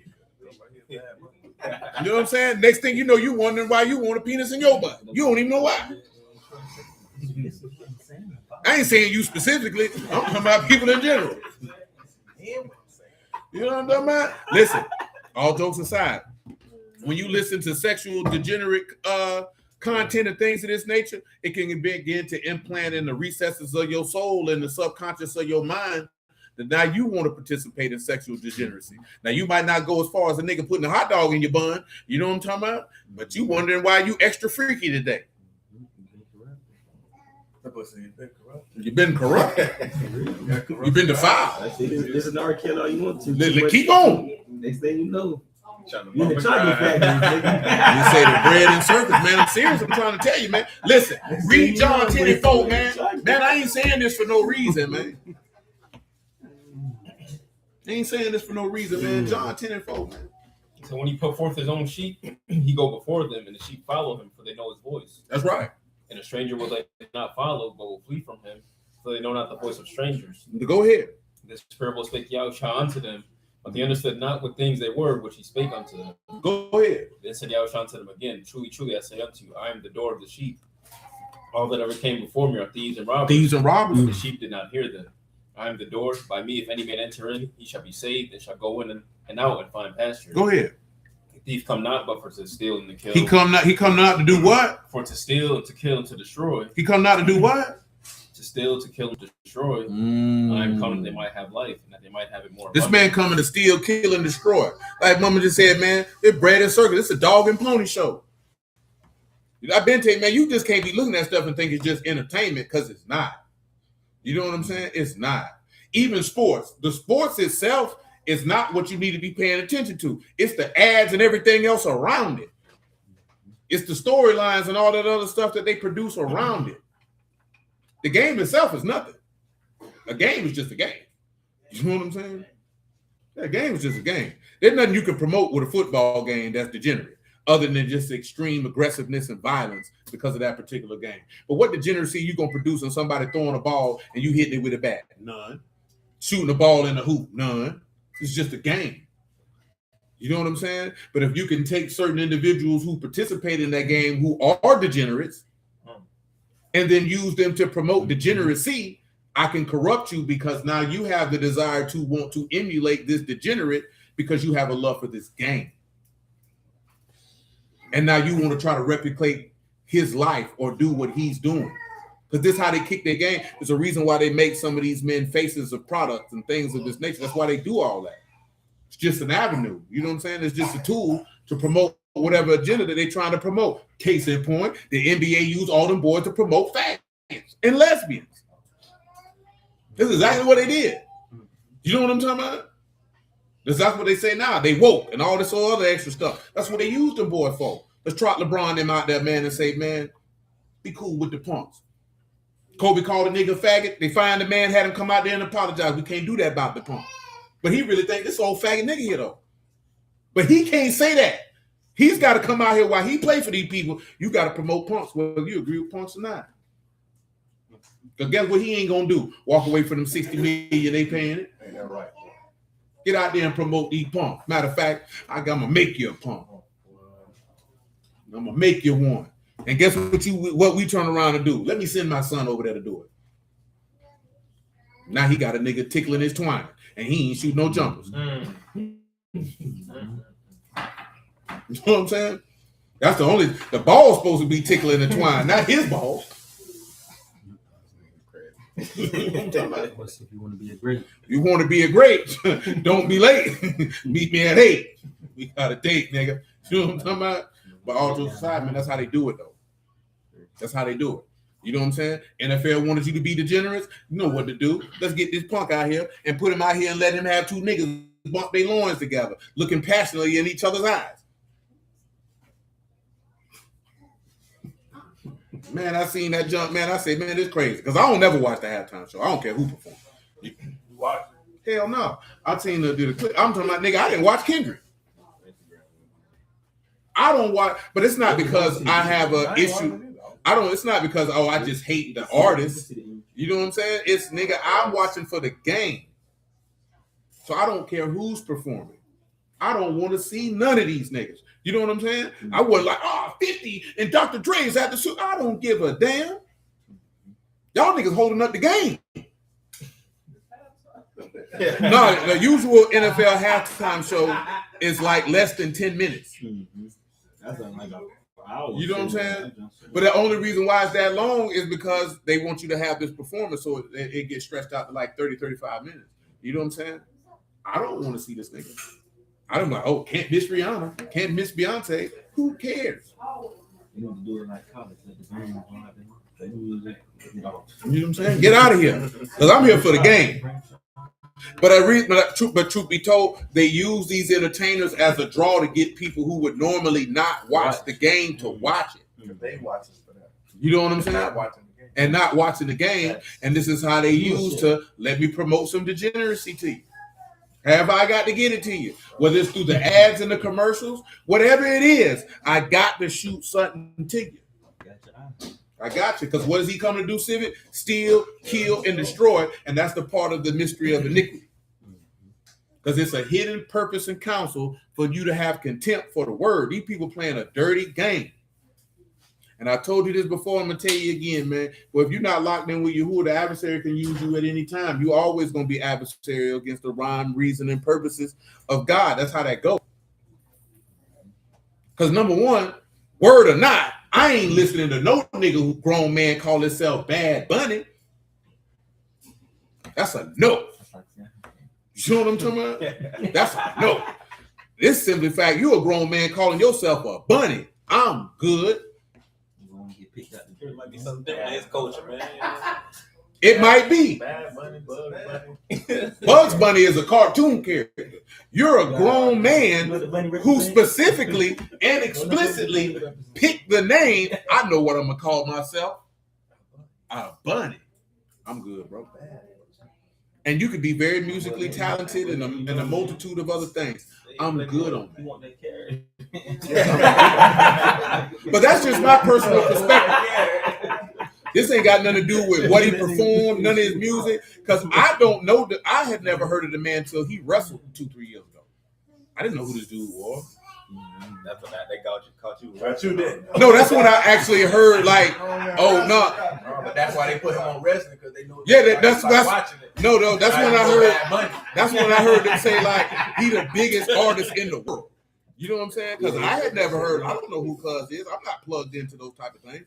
You know what I'm saying? I ain't no Cuz with the biggest artist in the world. So when he got awarded the Super Bowl, when I heard he got awarded the Super Bowl, I could understand why they did it. Because they say the amount of records and streams that he getting, well, shoot, you'd be a damn fool not to. Taylor Swift still up there, Bad Bunny next. So Yeah, like I'm not finna watch Taylor. Yeah, I be forgetting about Taylor Swift. She might be the largest, biggest artist in the world. A dog on herself. Them white women love her.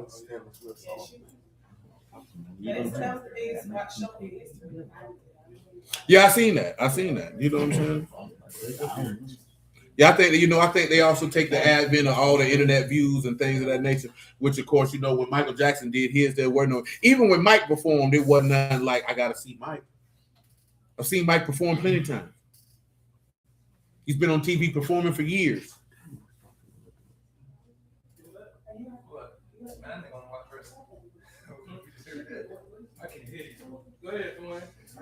What did he say?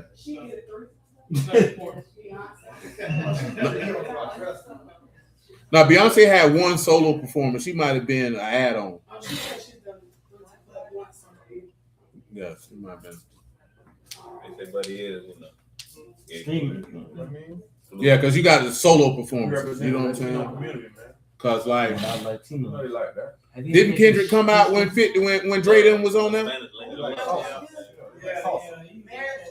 So that would be considered he would have had 2 Super Bowl halftimes, but in reality, he only had one. What was the year when you watched I can't tell you what year that was. You'd have to tell me who was playing in the game. Like Prince did it. I think Prince's was, you know what I'm saying? But, I was a boy. My mom enjoyed all that. You know what I'm saying? She did, though. Because them artists from her time, that's a different time. This is in the 90s. You know what I'm saying? So, they ready. Prince on? Michael Jackson on? I'm there. You know what I'm saying? But all that junk promoting the gender. Y'all ever listen to the lyrics of Off the Wall? Niggas say, do what you want to do. It ain't no rules. It's up to you. You know what I'm saying? You can get food. You know what I'm talking about? Ain't that something though? That nigga say, boy, do what you want to do. And they say, ain't no rules. It's up to you. You know what I'm saying? What you doing? Do whatever, man. Do whatever. You know it. You know it. Come on, Sibo. Where was that before John? Where your neck at? Hey man, I'm doing like that. Shoot, I did my son like that. He have a neck for a long man. I got one.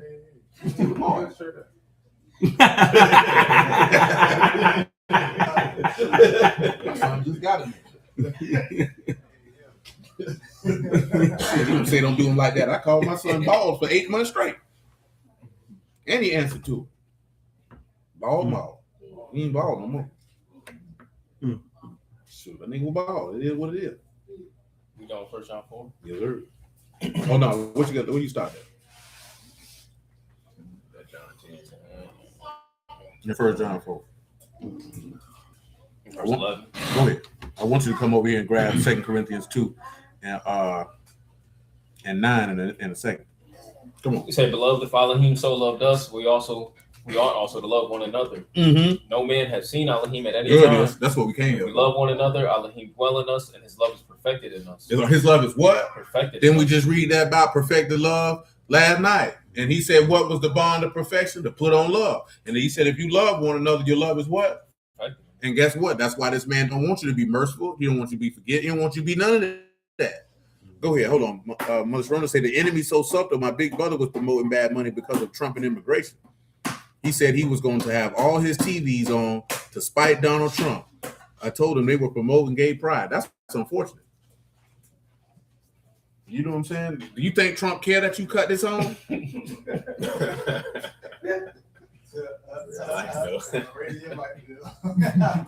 ain't hurt nobody but you. I promise to you, Donald Trump is probably with his nasty behind, according to these files, with some small child or a prostitute of some type. He probably ain't thinking, I wonder if them niggas got their game on to spite me because this punk out here. He probably want to rub on that punk. See Michael Jordan. Oh, Trump all up and through the Epstein file. You put my engine film in too. See they following that little boy. Yeah, you know what I'm saying? Michael Jackson was in there too. But see, I'm gonna tell you the difference why Michael Jackson was in there though. Michael Jackson was in there because he was trying to rescue them children. Yeah, that's what they said.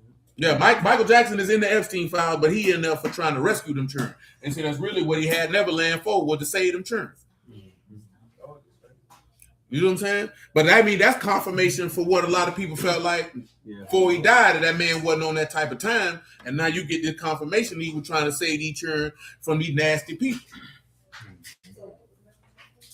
To try to protect them children from the rapists and the business he was in. From Epstein Island. Community center. Yeah, he said that too. He definitely came out and said, but he never went into details over the years, but he always said, basically like, hey man, Mike was protecting her, and the little white boy Corey Haim, who said they were touching on him too, he said the same thing. Mike wasn't on that type of time. He was trying to protect us from these people. See, they didn't use plain speech back then. I guess now with the time that went by, Mike dead, they just using plain speech. Like, hey man, them people were doing. Now Corey Haim used plain speech, and he just wasn't calling out names on who was molesting him. You know what I'm talking about? Because there was another boy he did the movie with. He OD'd. I forget his name.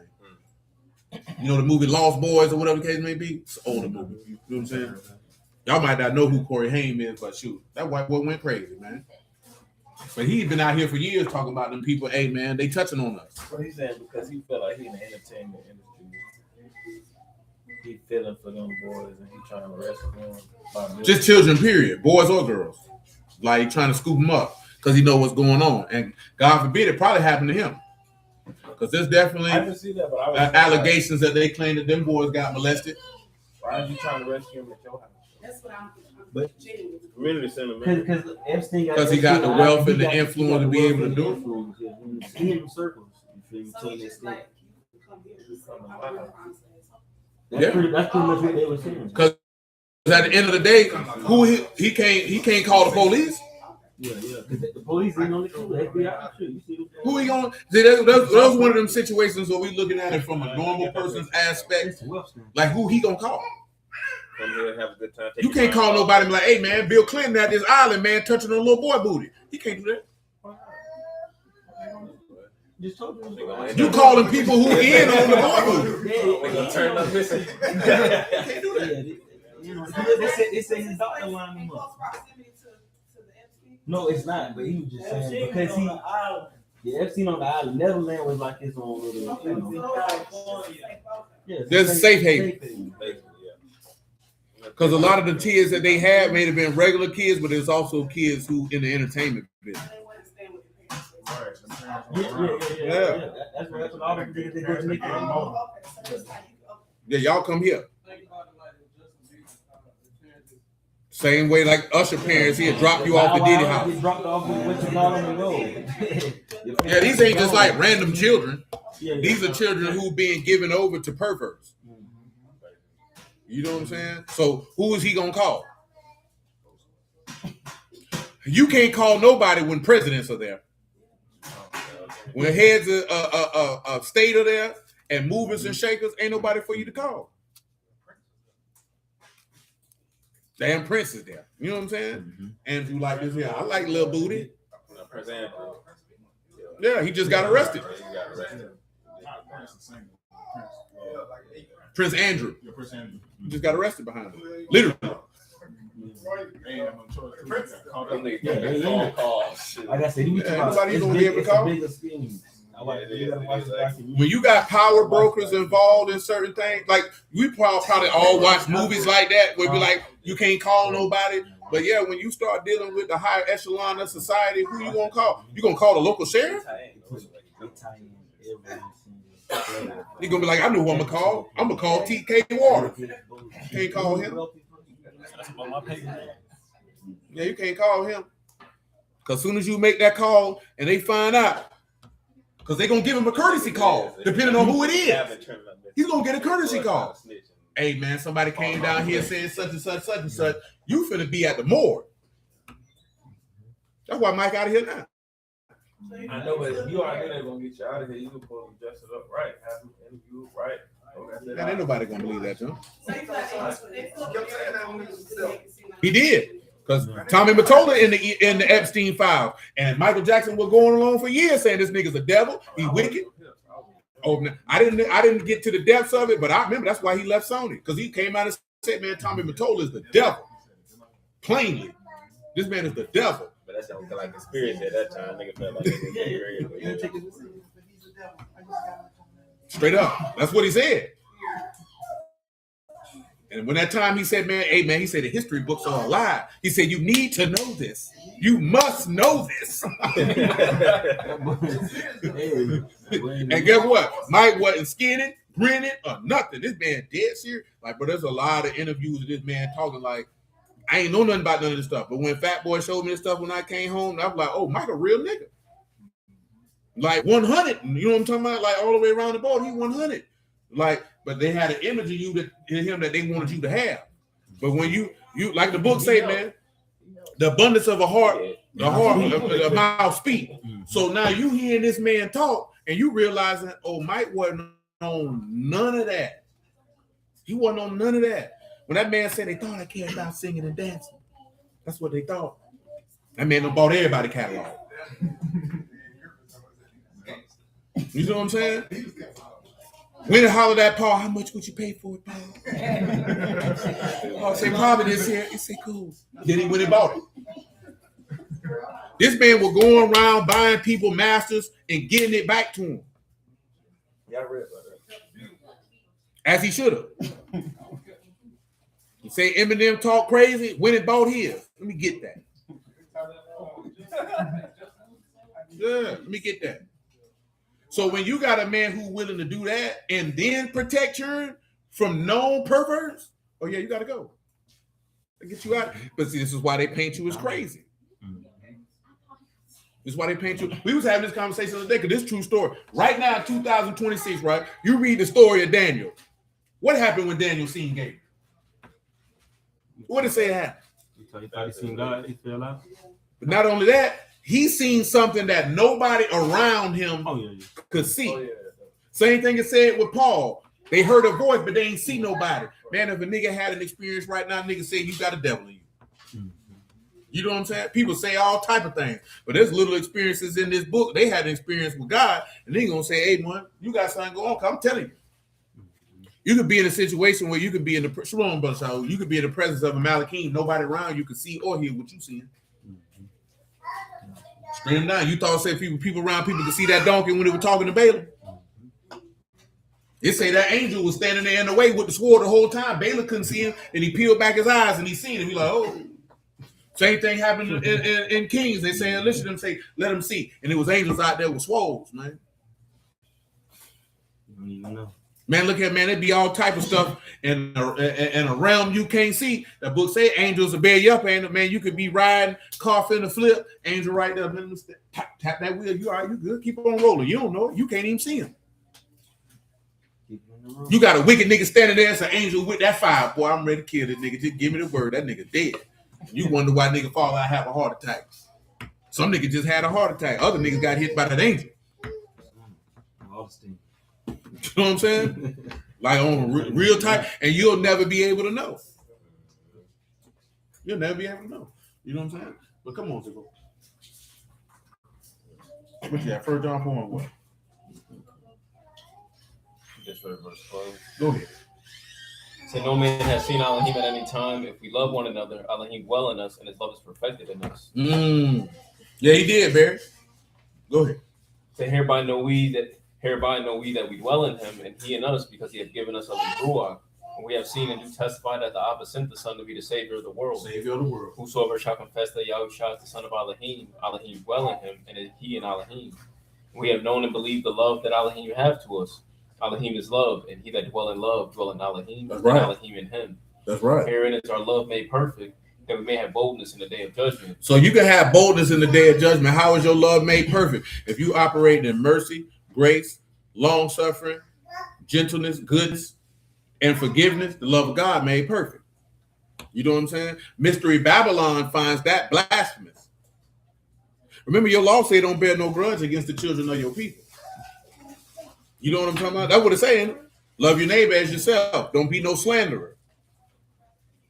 If it's telling you don't bear no grudge, it's effectively telling you to forgive your neighbor. Go ahead.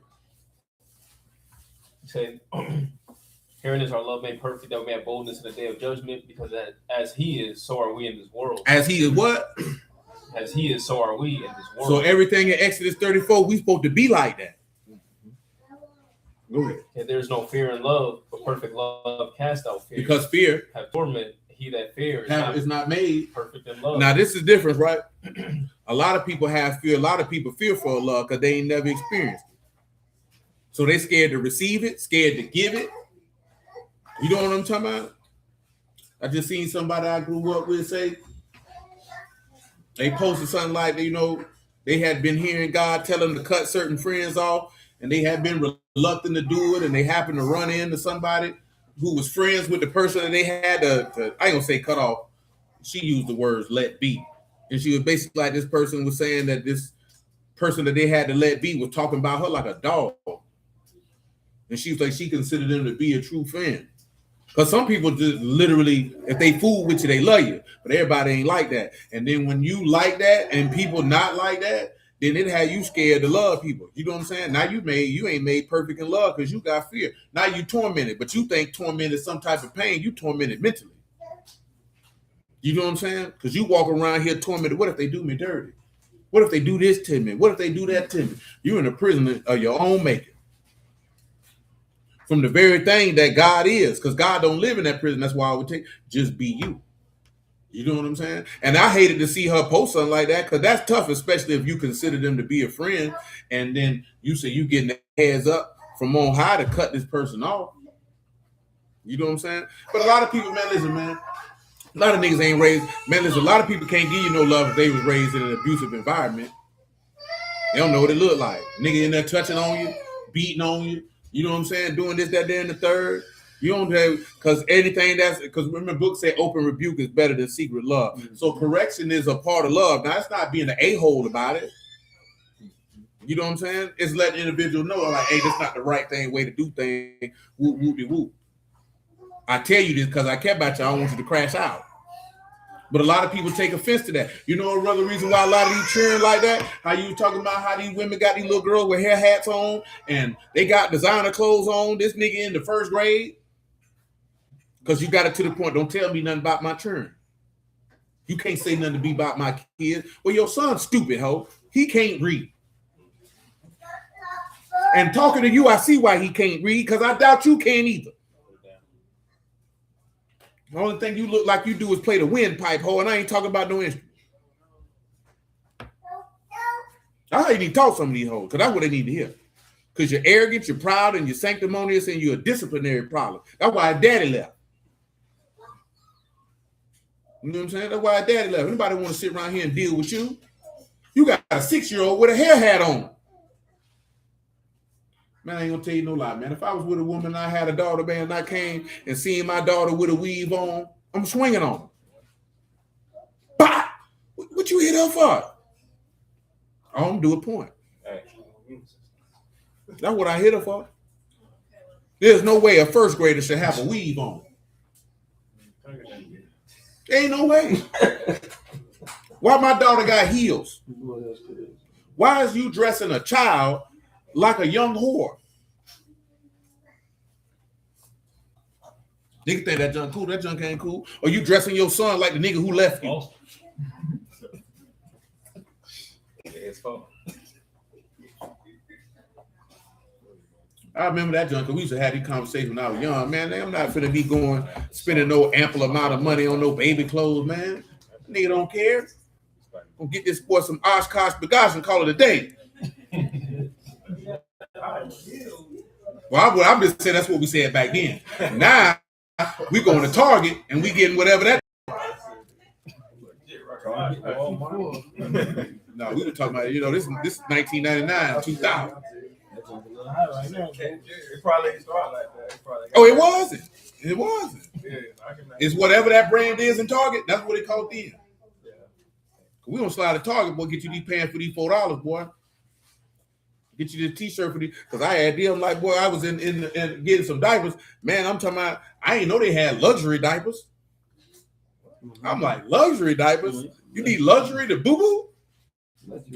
But then I asked her, I said, man, you always got Pampers. Why, you know what I'm saying? What's up with that? She say, shoot. Each bought Joanna that first box of diapers.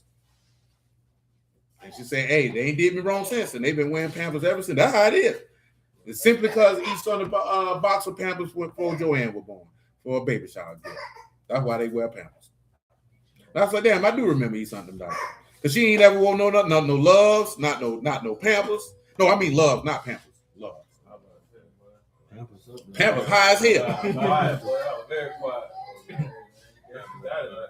No, I meant to say Love. She was Love.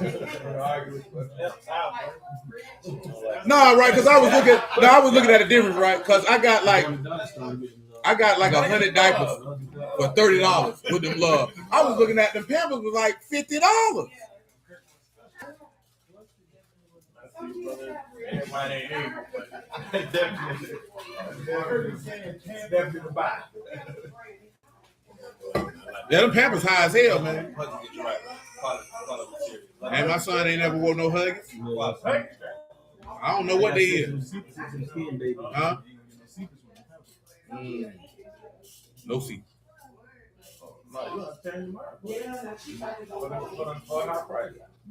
Ain't no hole. Shoot. Say makeup on them is familiar, yeah, man. But come on, where we at with it, bro?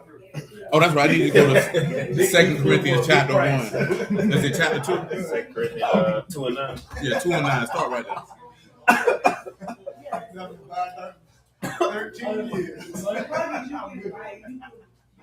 We got to get this boy on the toilet so they can call it a rap. Hey, you. Say women looking more like drag queens each day. They definitely do have the tranny aesthetic. This is unfortunate. I just caught me some after 10. Go ahead, man. I just seen a video of a grown woman with diapers on the other day. I said, why is this woman got on Depends? This wasn't no elderly woman. Hey, go ahead. Might be headed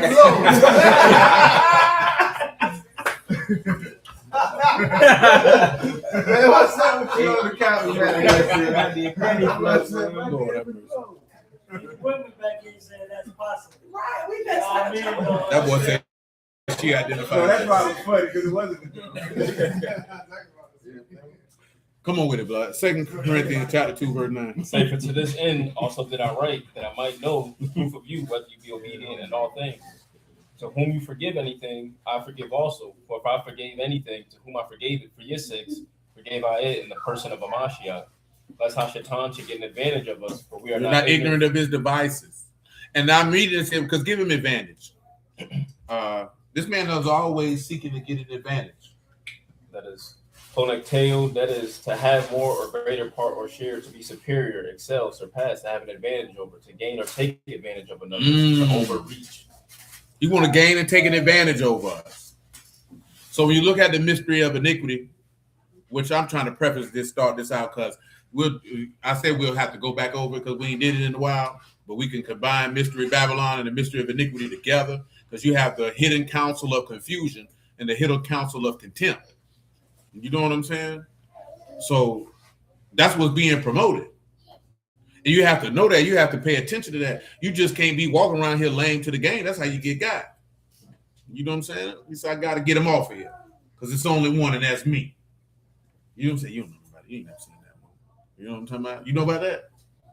You ain't never listened to Iron Man either, did you? You know about that? Hell no. You got a Honda t-shirt. Nigga, drive a Chevy. Got a Honda though. Got a Honda lawnmower. I like them too. Back to the Japanese. Shout out to the Japanese. What you want to be Japanese?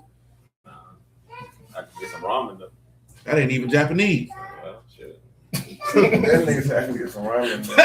That ain't even Japanese. All right, about the car. What you want me to do? Shoot, Japanese don't eat noodles. Not for real, they do. I don't know what a Japanese. That nigga sounds Jap. God. That's not them. That's not them people. That's the Chinese. Oh, I thought Japanese. No, man, Chinese. Man, listen, man. I've been told you that. Man, them Asian people get offended, boy. You can't come to no Japanese person talking about nothing Chinese. He gonna tell you I'm not Chinese. What Japanese? You don't know. No, I mean sushi is Japanese cuisine, things of that nature. Ramen and hibachi. Yeah, that's Japanese cuisine. Culture, bro. Chinese. I mean, but no, listen. Listen. The hibachi that you get here is not the hibachi you're gonna get in Japan. This is American Japanese hibachi. The same way that the spaghetti you get here is not the spaghetti you're gonna get in Italy. Or the tacos you get here ain't the tacos you're gonna get in Mexico. That's Americanized. That's a fact. If you get it from an authentic Mexican, because when you get authentic Mexican tacos, they drastically different than the tacos that we're accustomed to. That's true. They call it Americano. Yeah, because I'm American taco. They don't put lettuce and tomato in there. Just like the spaghetti they eat in Italy, man, they don't make that junk how people over here make it.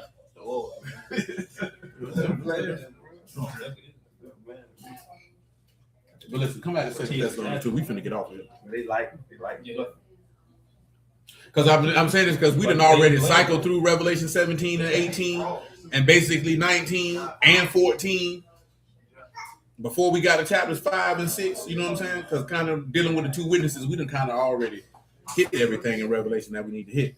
But I do want to set the stage for the mystery of iniquity and, mystery Babylon one more time. So we want to read that one more time before we get off here. 2 Thessalonians chapter 2, verse 3. Because I think Judges 1 is going to speak to some of that type of stuff. Allow us to deal with that. Let me look and see. So let no man deceive you by any means, for that they shall not come except they come a falling away first. Mm-hmm. That man of sin be revealed, the son of perdition. That man of who? That man of sin be revealed. Mm-hmm.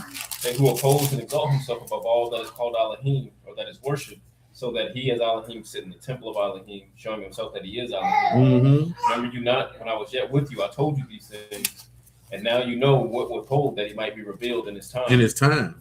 For the mystery of iniquity do already work. The mystery of iniquity do already work. Only he who now let will let until he be taken out of the way. Out of the way. And then shall that wicked be revealed, whom the Lord shall consume with the rock of his mouth, and shall destroy with the brightness of his coming. Mm-hmm. Even him whose coming is after the working of Hashatan, Mm-hmm. with all power and signs and lying wonders, with all deceivableness of unrighteousness in them that perish, because they receive not the love of the truth, that they might be saved. That's right. And for this cause Elohim shall send them strong delusion, that they should believe a lie, that they all might be damned who believe not the truth, but have pleasure in unrighteousness. Now go back to Revelation 17:4.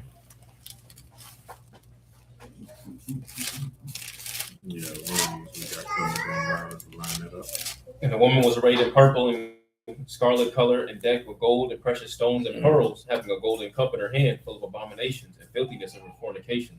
And upon her forehead was a name written, Mystery Babylon the Great, the mother of harlots and abominations of the earth. And I saw the woman drunken with the blood of the saints and with the blood of the martyrs of Yahushua. And when I saw And her, see, and then the part of though, and he wondered after this whore. You know what I'm saying? And a part of that mystery of confusion and that mystery of contempt, this individual begins to bear hatred against those who don't participate. Because see, that's a part of the mystery. Go to Genesis 3:15. That's another part of the mystery. Because if there's hidden contempt, a hidden counsel of contempt for his word, then guess who else they got hidden contempt for? That's why I mentioned that about Jezebel last night. They got contempt for the godly.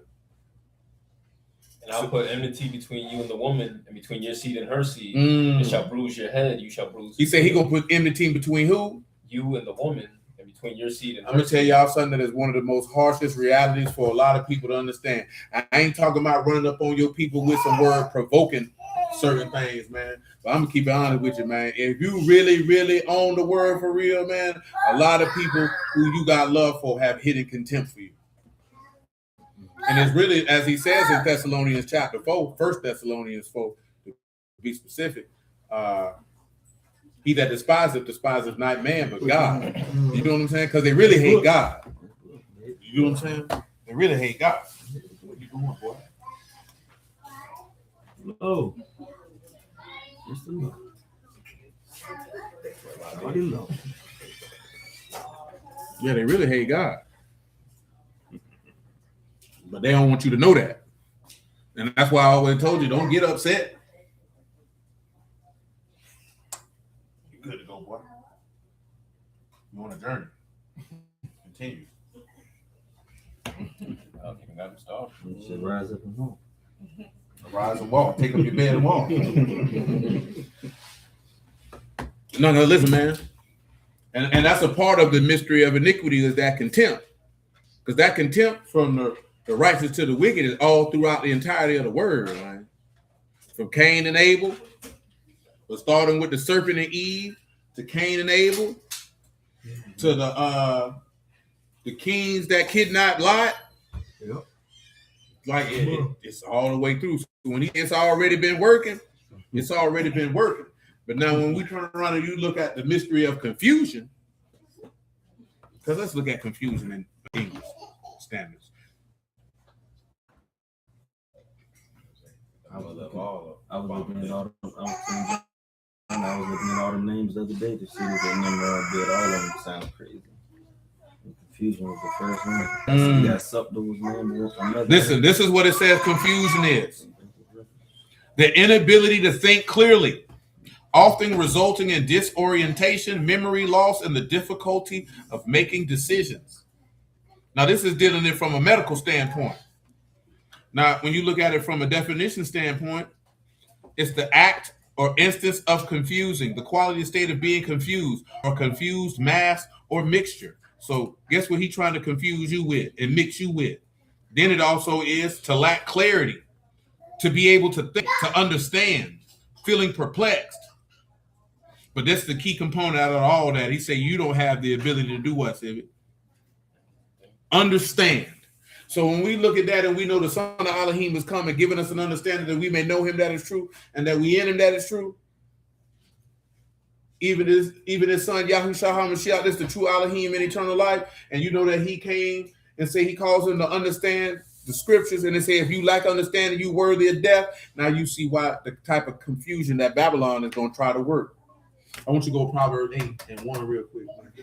It was something I was looking at earlier. I can't remember what it was. It was about plainness of speech. Now I can't remember.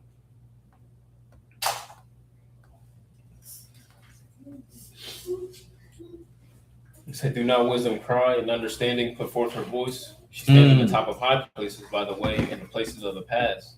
She cry at the gates at the entry of the city, at the coming in at the doors. Coming in at the door. Unto Baby. you, O men, I call, and my voice is to the sons of man. Listen. O you simple, understand wisdom. You stupid.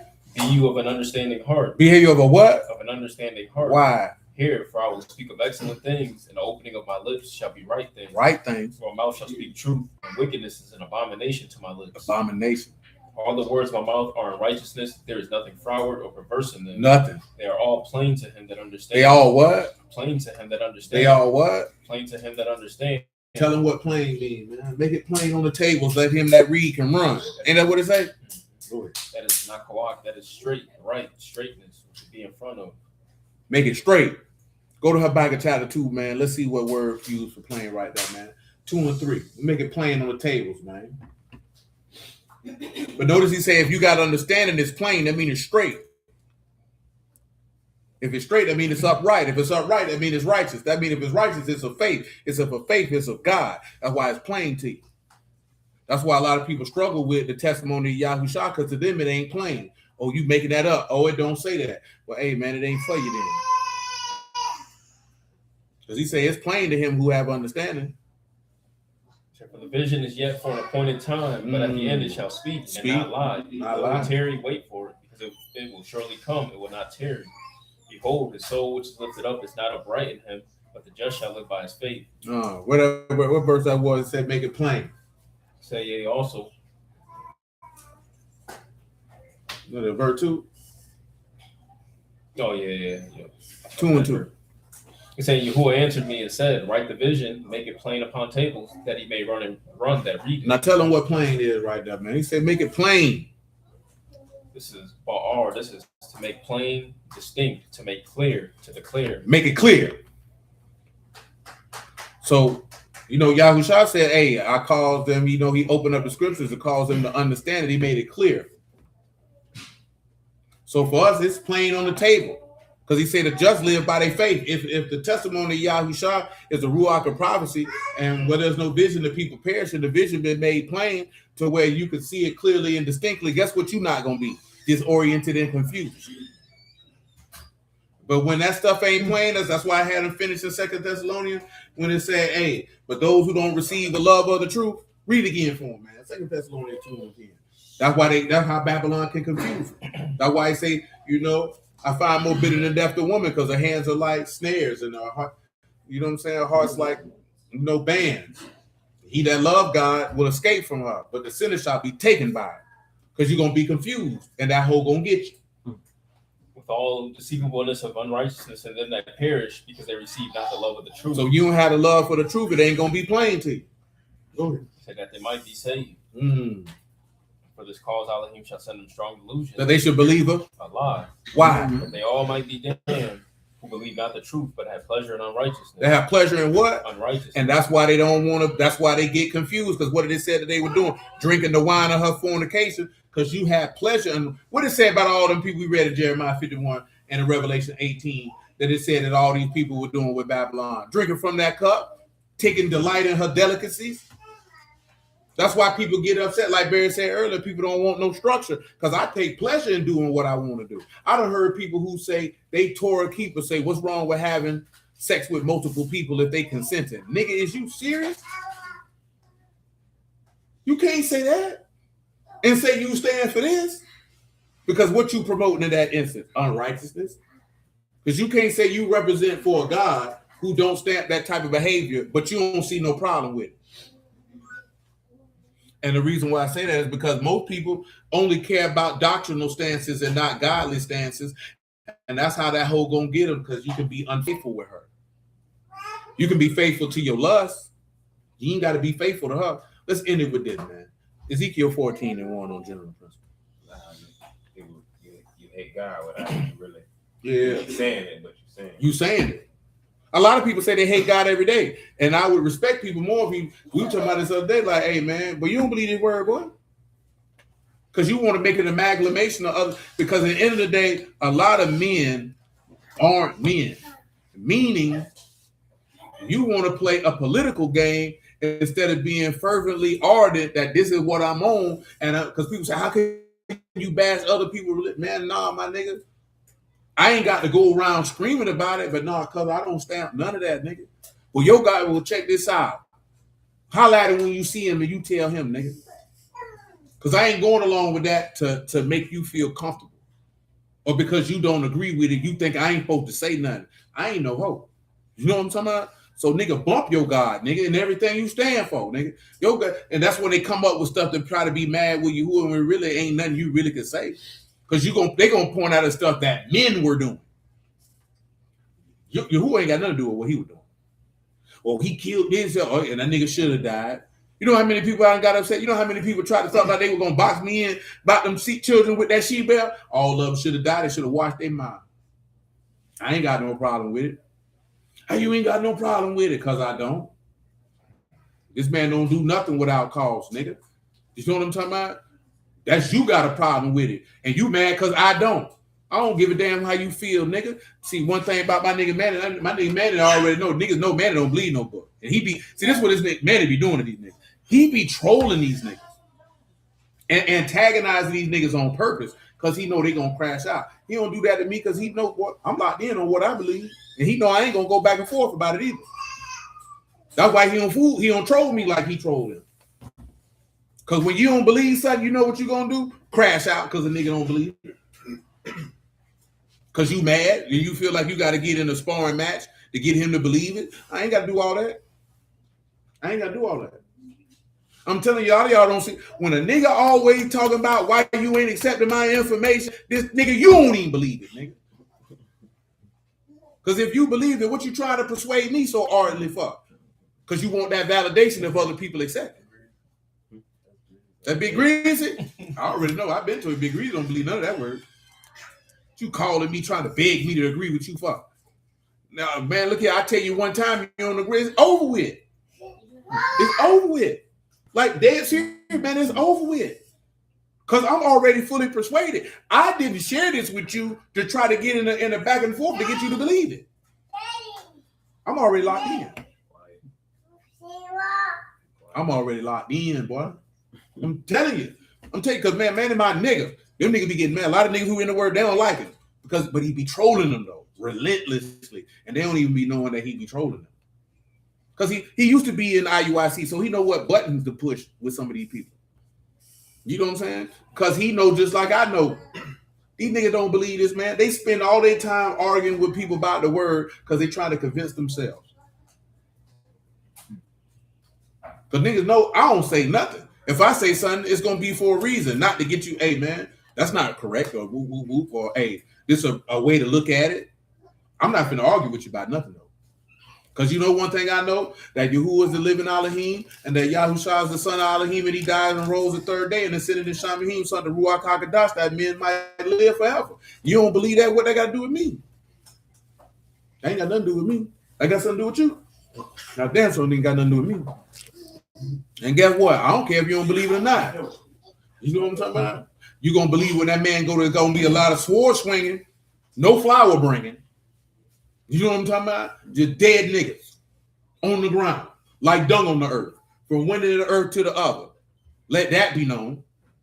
Take it how you want. You know what I'm talking about?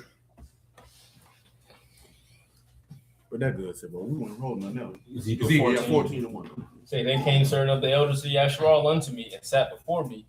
And a word of Yahuwah came unto me, saying, Son of man, these men have set up their idols in their heart, and the stumbling block of their iniquity for their face. Should I be inquired of all of them by them?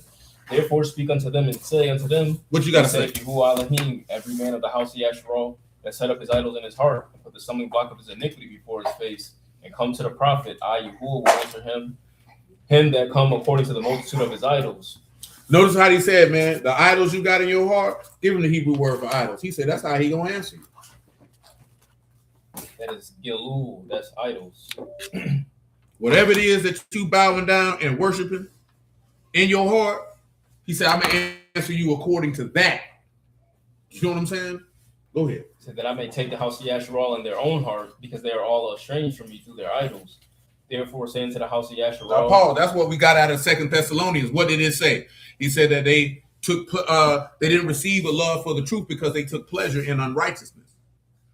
You know what I'm talking about? That's what he's telling to you. Since you take pleasure in your idols and whatever it is that you worshiping in your heart, I'm going to destroy you according to that, or I'm going to answer you according to that, because that's what he said in Thessalonians. I'm going to send you a delusion according to that, because you take pleasure in doing what's wrong.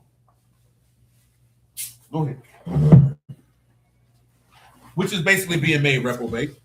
Say, therefore, saying to the house of Yasharal, thus saith Yahuwah Elohim, repent, turn yourselves from your idols, turn away your faces from all your abominations. For every one of the house of Yasharal or of the stranger that's sojourning Yasharal will separate himself from me and set up his idols in his heart, put the stumbling block of his iniquity before his face, come to a prophet to inquire of him. He said, I, Yahuwah, will answer him by myself. What else? And I will set my face against that man. I will make him a sign and a proverb, and I will cut him off from the midst of my people. You shall know that I am Yahuwah. And if the prophet be deceived when he has spoken a thing, I, Yahuwah, have deceived that prophet. My God. And I will stretch out my hand upon him and will destroy him from the midst of my people, Yasharal. Yeah, that's good right there, man. God willing, man. Hallelujah for Yahushua, man. Appreciate y'all. Bless y'all the house of Elohim in the name of Yahushua. Y'all willing, man. We'll be back at it on Wednesday. You telling them bye? Amen. But I appreciate y'all, man. Okay. You know what I'm saying? Y'all willing to weigh and consider, man. We back at it on Wednesday. We could either slide to Judges 1, Jeremiah 5, and or Lamentations 5. Shalom, Brother Craig, man. Amen. So that's where we at with it. I'm trying to see which one of those I can use to interweave the mystery of Babylon and mystery of iniquity at the same time. Let's see. But y'all willing, we'll see how it works. But you know, just always weigh and consider, man. It's a serious game out here, man. You know what I'm talking about? So y'all willing to the next time, man, because we out of here. We be having a good time.